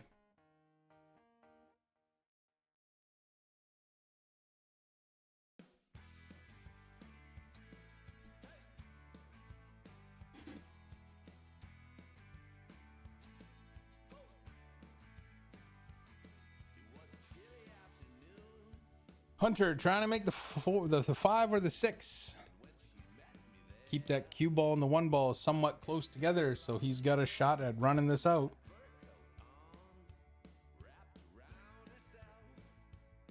Cue ball stays out of the drink. Neither the 4 nor the 5 went, but he is going to have a shot at the 1. Because the 6 ball fell.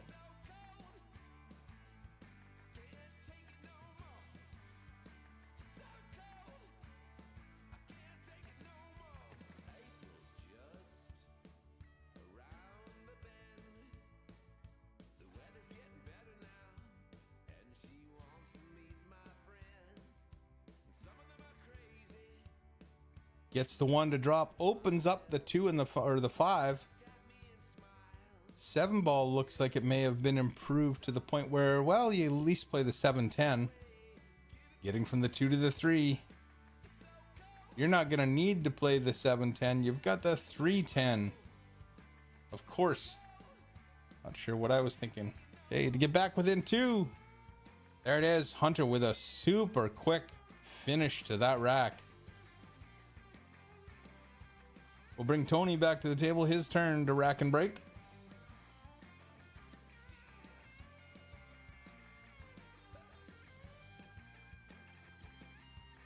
I know some folks don't like rack your own because some players are good enough to manipulate the rack. Well, and I'm sure some of these guys are, but you know, most of us at this level, you don't really know how to manipulate the rack. I suppose it wouldn't be too hard to discover it, but at the same time, you know, a lot of us don't have the time to play as much as we'd like to. Never mind so much that we can start learning how to manipulate the rack. So at this level, it's probably fine. There aren't too many people that can do that. At the professional level, you'd love to see referees at every event.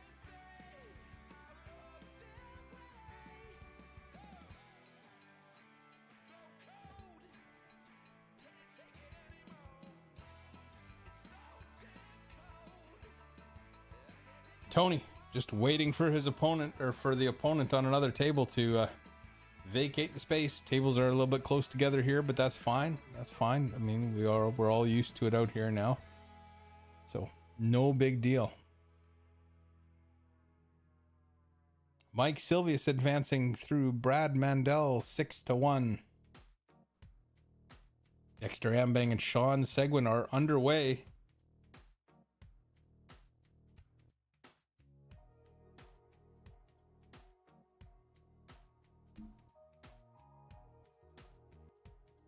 This one will work.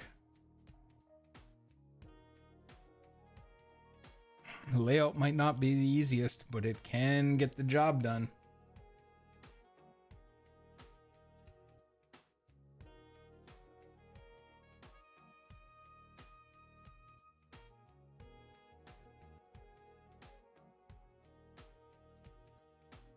Tony just walking around, taking a look at a few things, making sure things go, angles are there, double checking his position. All those standard items.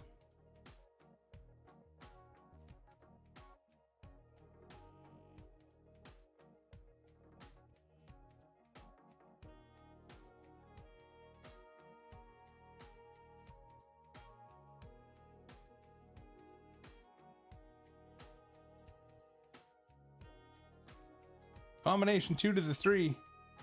Keep his run going. Everything's open, so as long as he keeps the cue ball out of trouble, makes the odd nice shot here and there, he should be okay with this.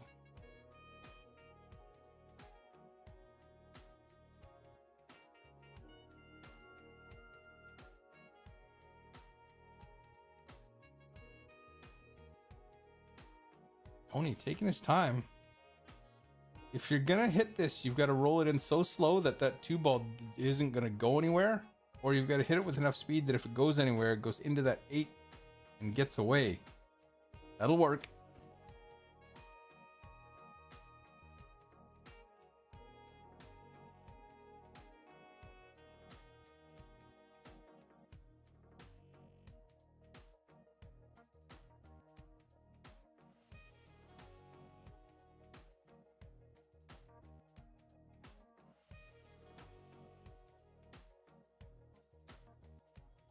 Just needs to go into the 8 and bounce out. Needed to hit that a little bit harder to get some separation between the 8 and the cue ball.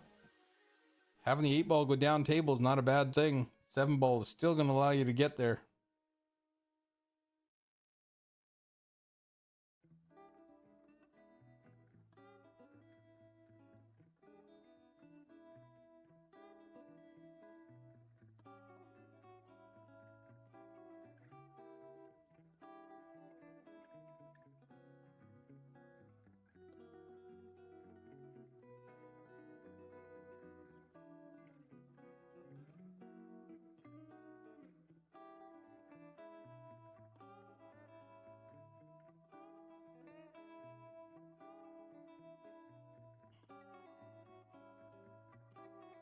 going to be a little tricky to get from the 5 to the 6 here. He does have to maneuver the cue ball a little bit. It just wants to get it. Well, gosh. Yeah, that's not ideal. I think he's gonna bank the 5 onto the 7. Hold the 7 in the corner. You've got to draw off of it.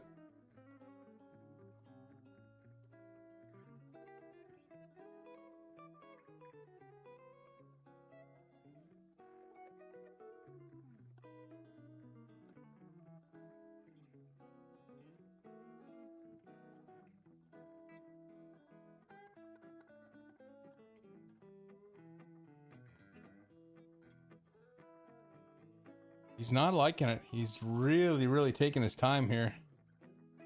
He's looking at banking it. Reverse bank to the side.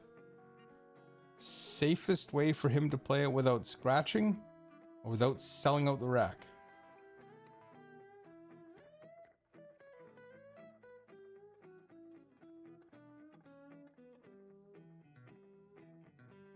Little thin on the 5, but he's tucked it into the side rail next to the 8, so that's going to make it difficult for John to really do a whole lot with it. Except maybe play safety. He'll just rub off the right hand side of it and slide in between the 6 and the 9.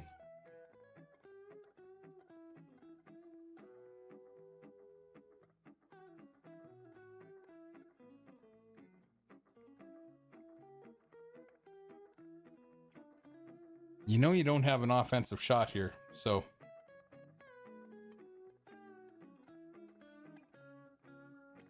yeah, I know, right?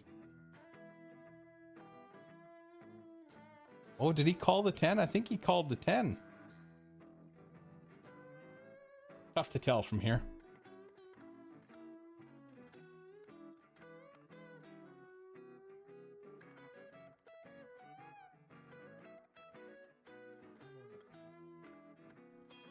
Kicking at the 5.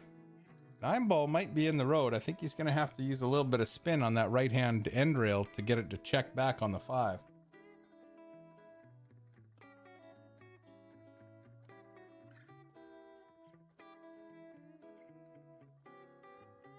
Little bit of left hand siding, but half a tip, maybe 3/4 of a tip. That's a great effort from there. I mean, I know he sold it out, but the 6 ball, well, the way Hunter's been playing, the way Tony's been playing, I can see Hunter going after the 6-10. You do have to jack up over the 9 to make the 5, though. Easy to take this for granted and hang it.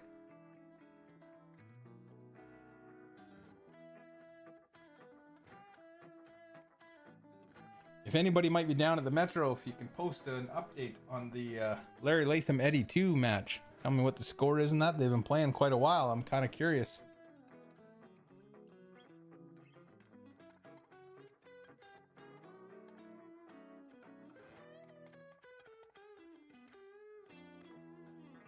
Yeah, John was waiting for the player on the other team, but he's still figuring things out. So John's looking at it too. He's looking at, well, maybe he can carry him off the 6 and make the 10. I think I'd rather play the combination because then I can push the 6 off the 10 up table.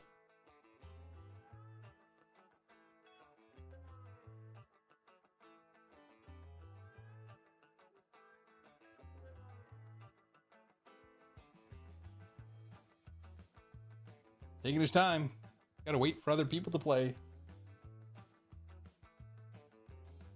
It's the nature of pool in halls.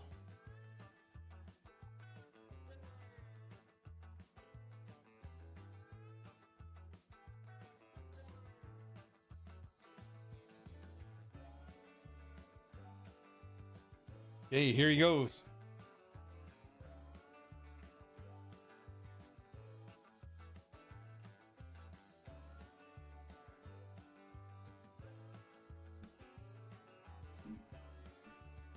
He's made the 5, and I think he's there for the carom on the 10.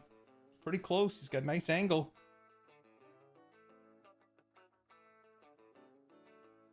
Load it up with left-hand spin. Hit that 6 as thin as you need to.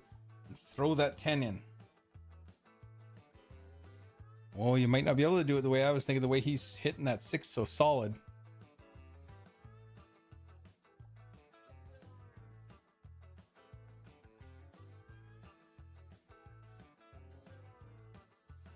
He's taking his time. Don't blame him. You'd hate to be down 5-2. Much better 4-3. The one game between you versus 3.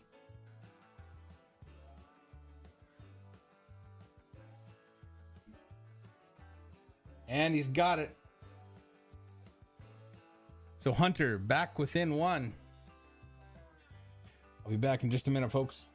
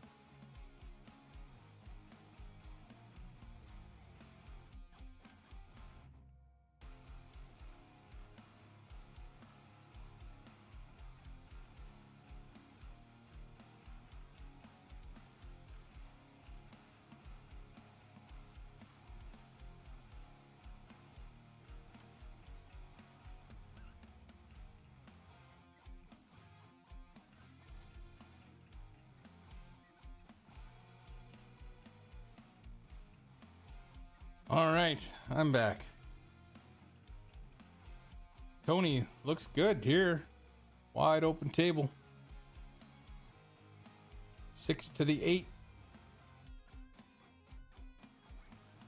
Yeah, he might not have gone far enough there to hold for the 5, but should still be able to make it work.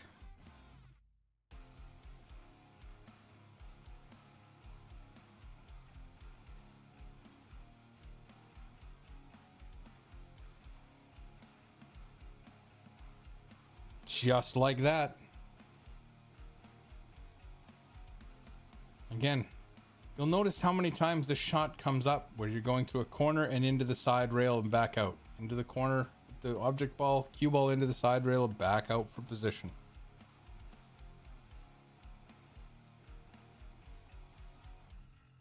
He might be straight enough, he's just trying to hold it or draw it back there.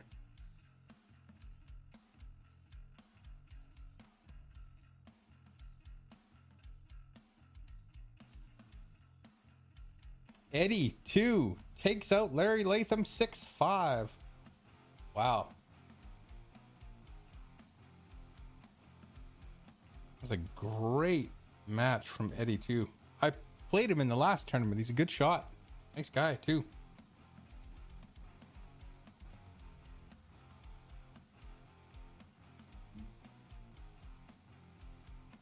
Now Tony Trying to figure out how he's going to get that cue ball over there for the 8. I think you just play this with straight top and roll to the end rail.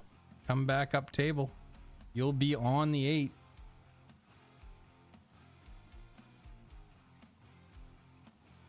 Tiny bounce, tiny bounce. A little bit more. Well, that might work. Yeah. Either one enough so you can come off the rail into the center of the table to play the 9, or you want to be glued to the rail so you can just roll out and play position on the short side.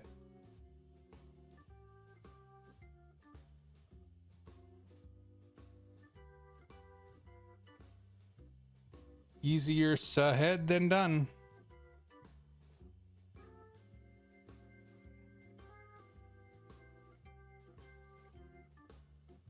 Oh, and that was nicely struck.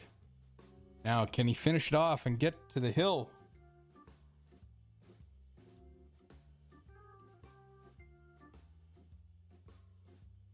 Just needs that 9 ball top right, cue ball to the end rail, back out towards the 10. Anything remotely close to that line for the 10 makes him the favorite to win this rack. Oh, he's going to go all the way for the side pocket. There's a different... I didn't see that strategy, but it's going to work. Or it looks like it'll work.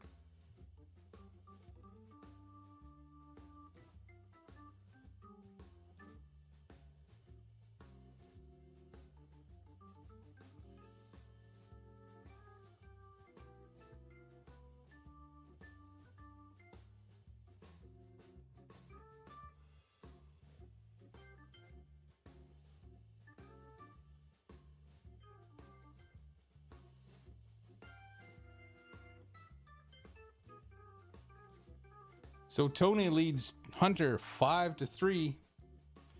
Going into rack number 9. It's a race to 6. Needs just one more.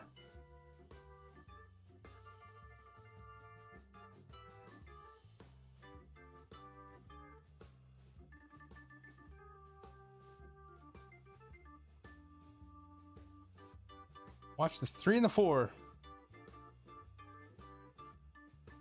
Wouldn't be surprised if after this break they are no more.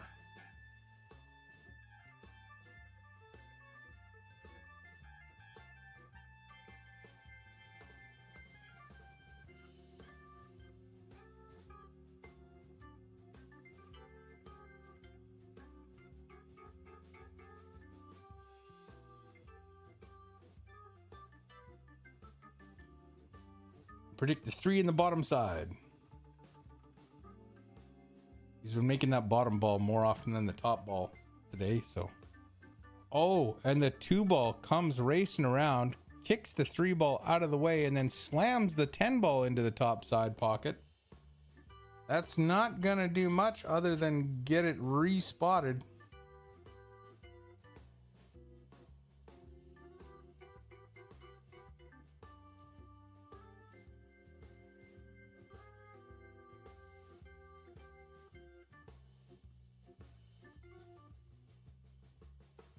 So the 10 ball comes back up. He's got to look at the 1. 2 balls in a tough position. He's got to try and get the cue ball over there. Get a bank on it. Oh, he needs it to stop. Slow down. Oh, that's too far. You're not getting the cue ball out of the way for the bank there. And I think that 8 ball impedes the cut, but I could be wrong.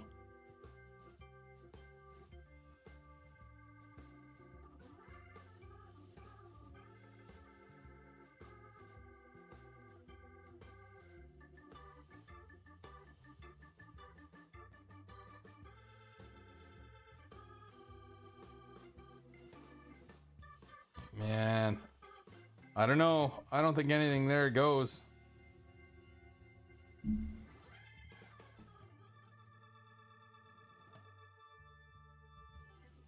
You could try a little bump safety, but I don't know if you can cut it that thin to get it to go around the 8.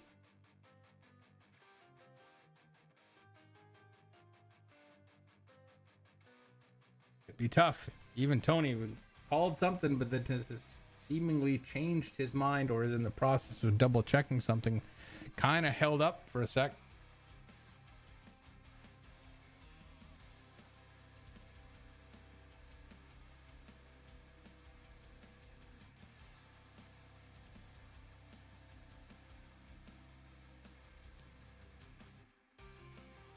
Banking the 2? I don't think there's room. You're going to have to play it with enough speed to shorten it up to get it past the 3 that you got to get the cue ball out of the way. And I don't believe you can do it. Unless you elevate your cue and jump over the 3. Wow. Look at how much room is in there.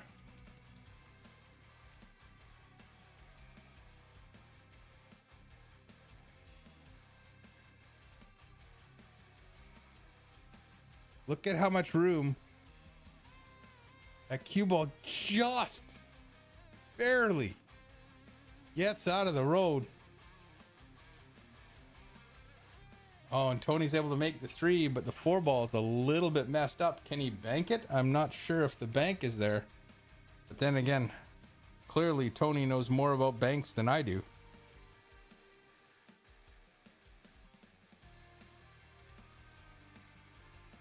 Doesn't get safe though. Not where he needed to be.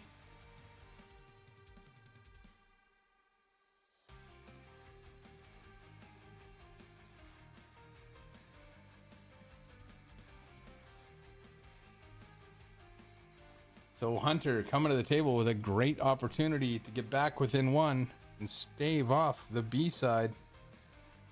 No one wants to go to the B side if you don't have to.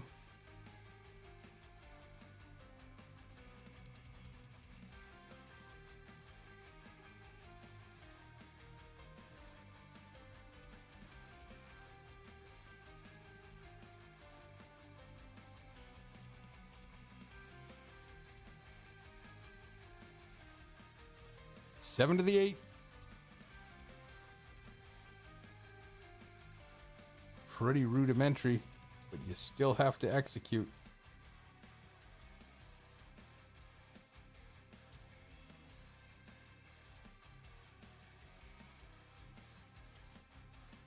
He's nicely on the 9, but can he get away from the 10 or does he have to go through it? Bump the 10 and roll right through it.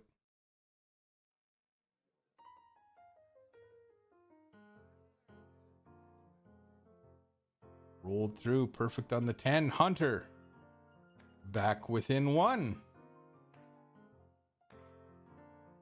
So this race to 6 shaping up to be a real battle. But I said 6 to 3, 6 to 4. Well, no, that was in the last match, didn't I? Yeah, I didn't say anything about this match.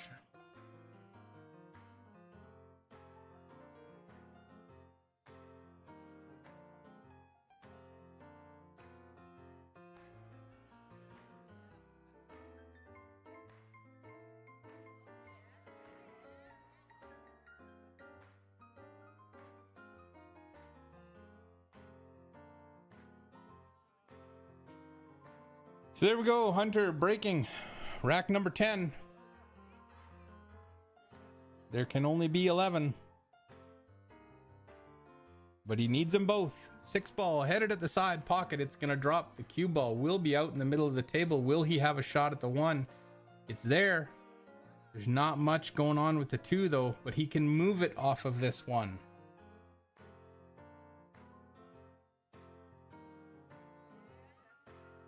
I think that's exactly what he's going to do.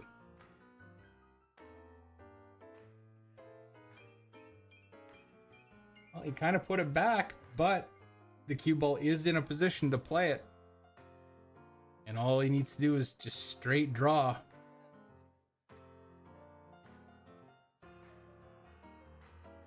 Oh, and he miscued. You saw that funny hop the cue ball did right at the start? Watch.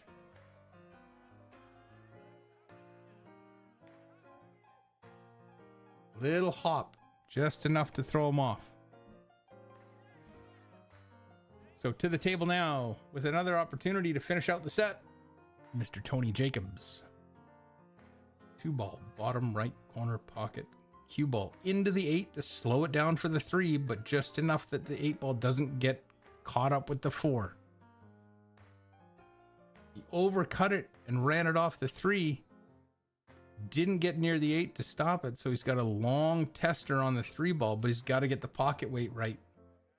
if he's trying to hold for the 4 on the side, but I think he'll try and come back down and play the 4 up in the top right. It's too tough to hold this shot for the 4 on the side.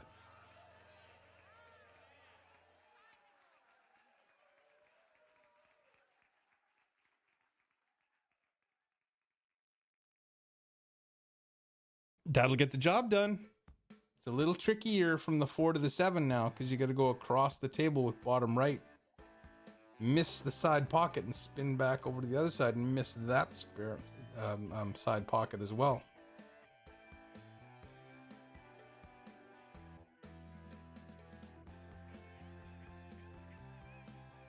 And the 4 ball hangs up in the corner pocket.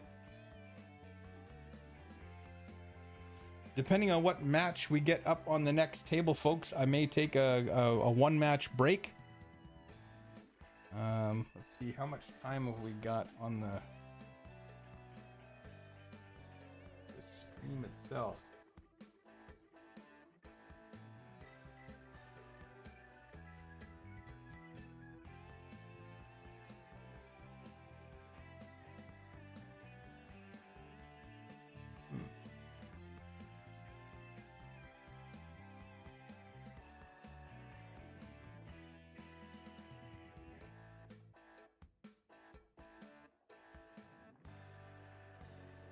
Let me see.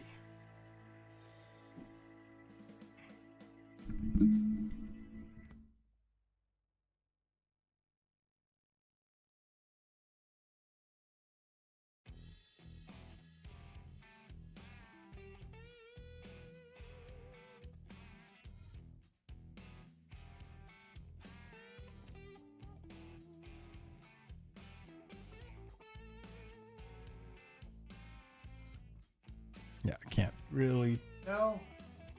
We've been going just over 3 hours, so well, it's getting close to 4 actually. Yeah, 4 hours. So I'll probably stop the stream, restart it, but that first match, depending on who's playing, if we got a really, really good match. Oh, Hunter just about kicks the 7 ball in. So close.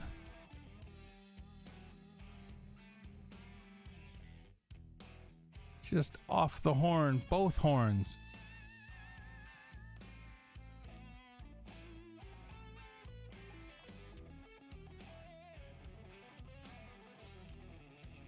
Tony cutting it to the corner. He's going to avoid the scratch by playing low on the cue ball and drawing it into that rail. We've got some matches on the B side started and one already finished. Masahiro Hashizumi has defeated Chris Jackson 5-4, so Masa advances on the B side. Blair Wenzel defeated PJ 6-5. Mike Silvius defeated Brad Mandel 6-1. Scott Davis lost to Edwin Kula 6-0. Sean Telbin and Stan Transhore are underway. Iris Wang and Joko Yalong are underway, as well are Lito Atendido and Eddie 2.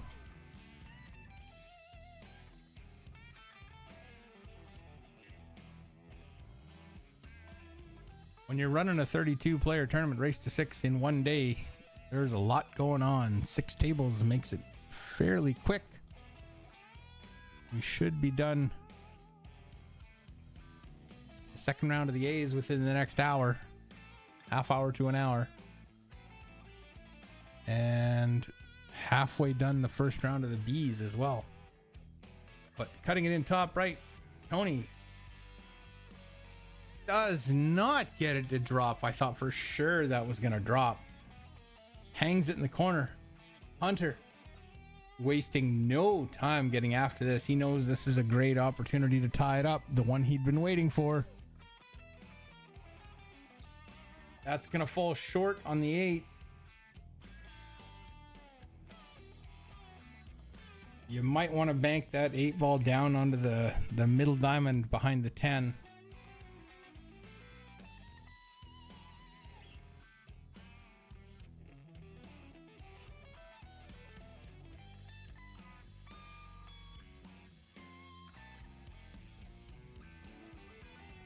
Oh, he might be trying to cut this.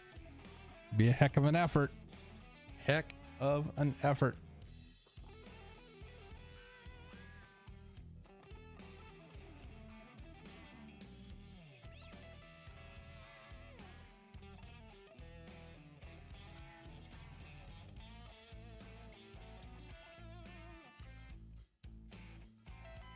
Tough position here. Needed to hit that 7 a little bit harder to get that cue ball to come off the rail.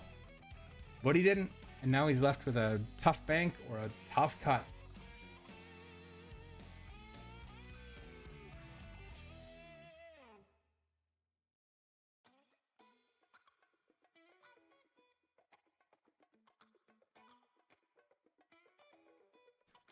Hunter trying to figure out the best way to take an offensive shot here without selling out.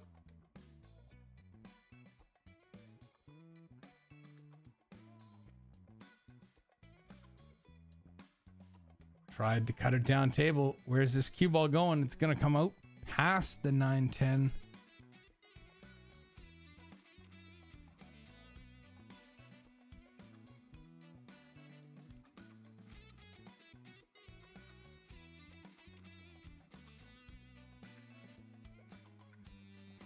Not a bad attempt.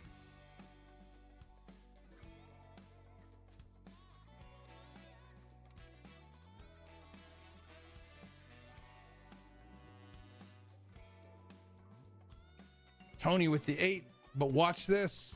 That angle off the 9. Seen many people scratching the top left-hand corner off this, especially with the 10 ball that it might glance off of.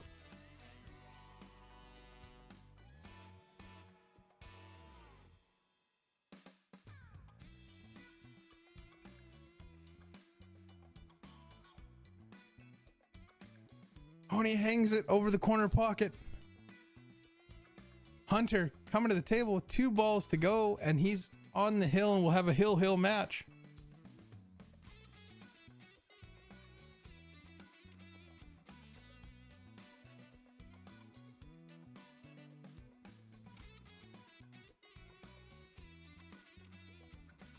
Just needs to slow roll this. I think he's putting a little bit of masse in it. That'll get the job done. Hunter to tie it up at 5. Ta-da. Well done, sir.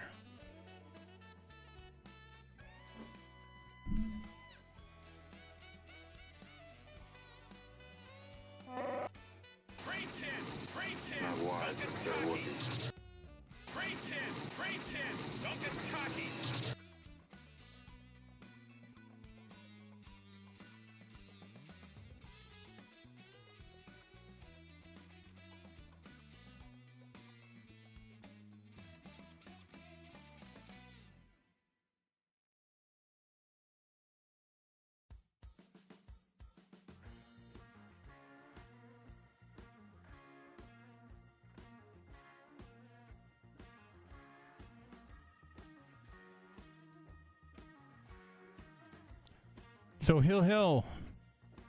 One game to decide who advances. Should be interesting. Tony again's been making that 4 ball, the low ball, the bottom second ball in that middle side pocket fairly consistently.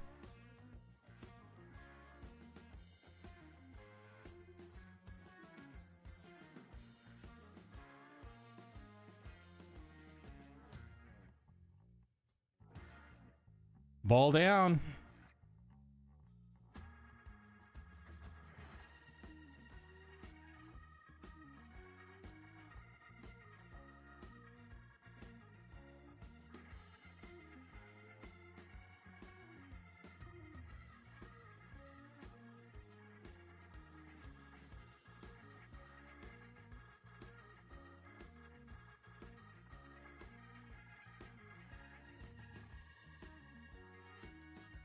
No real shot at the 1 though. Probably gonna call a push out.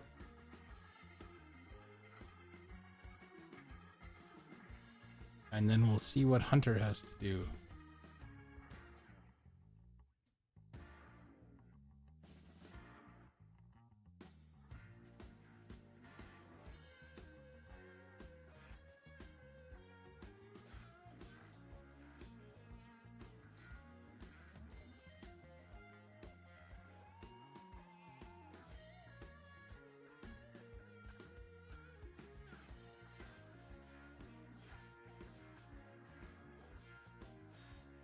Cutting the one ball down the table. Nope, just playing safe. Getting the one behind the 10-8. The cue ball in behind the 9-7. Not a bad decision.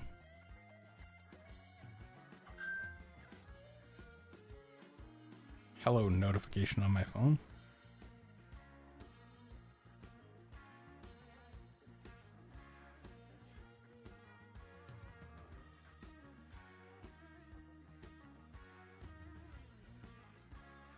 Right.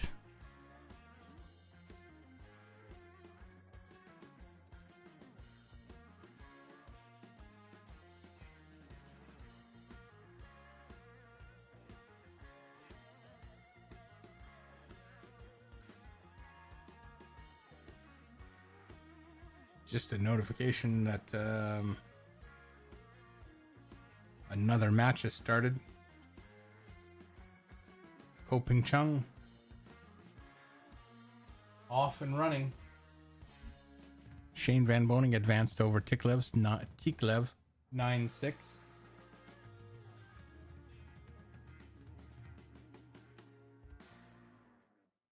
Mika Eamon lost to Jay Rempe 9-8. That can't be Jim Rempe.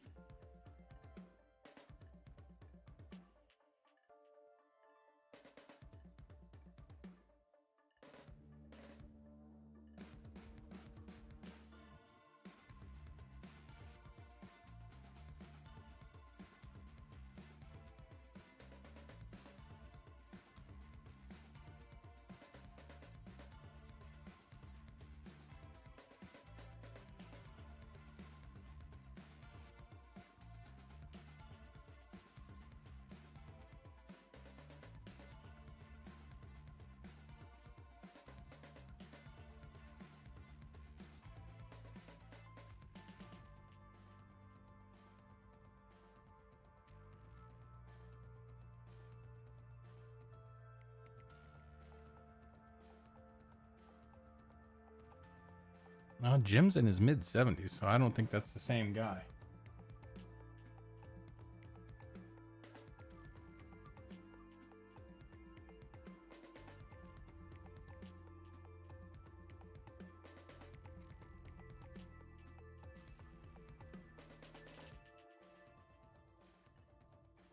Be pretty impressive if it was.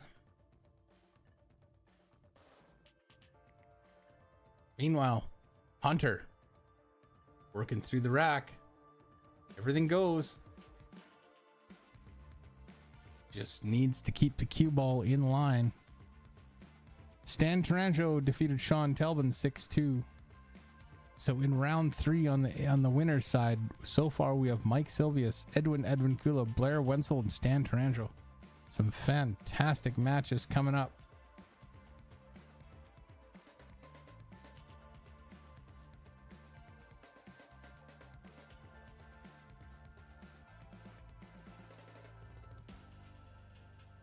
Romeo and Sasha in action on the B side, as well as Atan and Marv.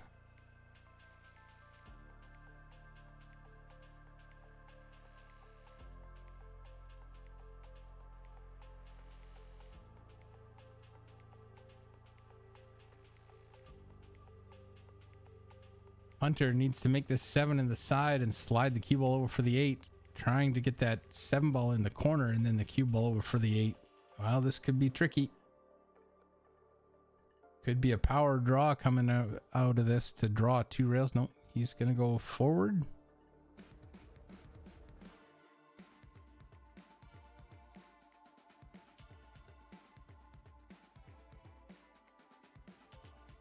Not able to get it done.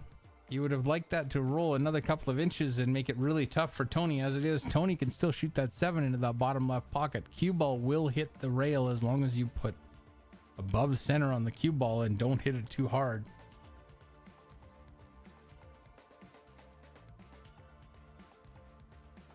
He might even play the bump safety. No. Oh, he's overcut the 7 and left it open. The cue ball leaked out the other side.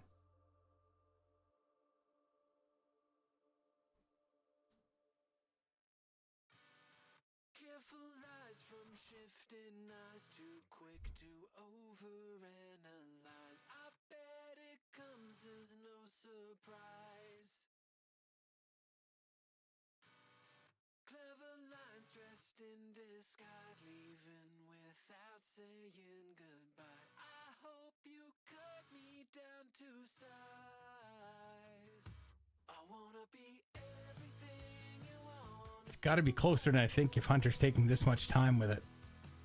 Maybe he's just dead straight. Yeah, that cue ball didn't move at all either way. All right. Actually, it's only 10-3. I don't have to do that yet myself. I do have to pay attention to my text messages and make sure I don't miss picking anybody up. Oh, no, I'm good till 6:30. That's right. 6 o'clock, actually. That 8 ball looks like it's going to drift into the side, but just barely.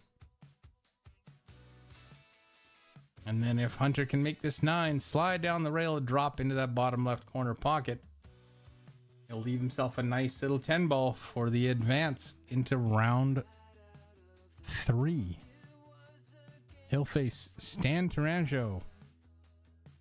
Great shape there. This will do it. Heck of a comeback. Wasn't Tony up 5-1 or something? I'll have to watch this match back, but... Oh, well, good luck in the tournament tonight, Cindy. I wish I was going somewhere for a tournament tonight myself, but I cannot. We'll see how it goes.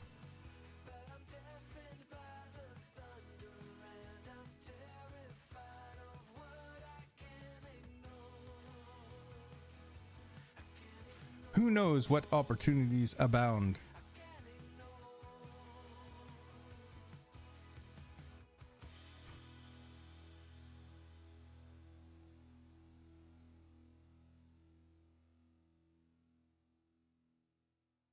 All right. I'm going to reset the stream. We'll take this time to do that, and I'll make my phone call, but we'll be back. I'll try and get this up before.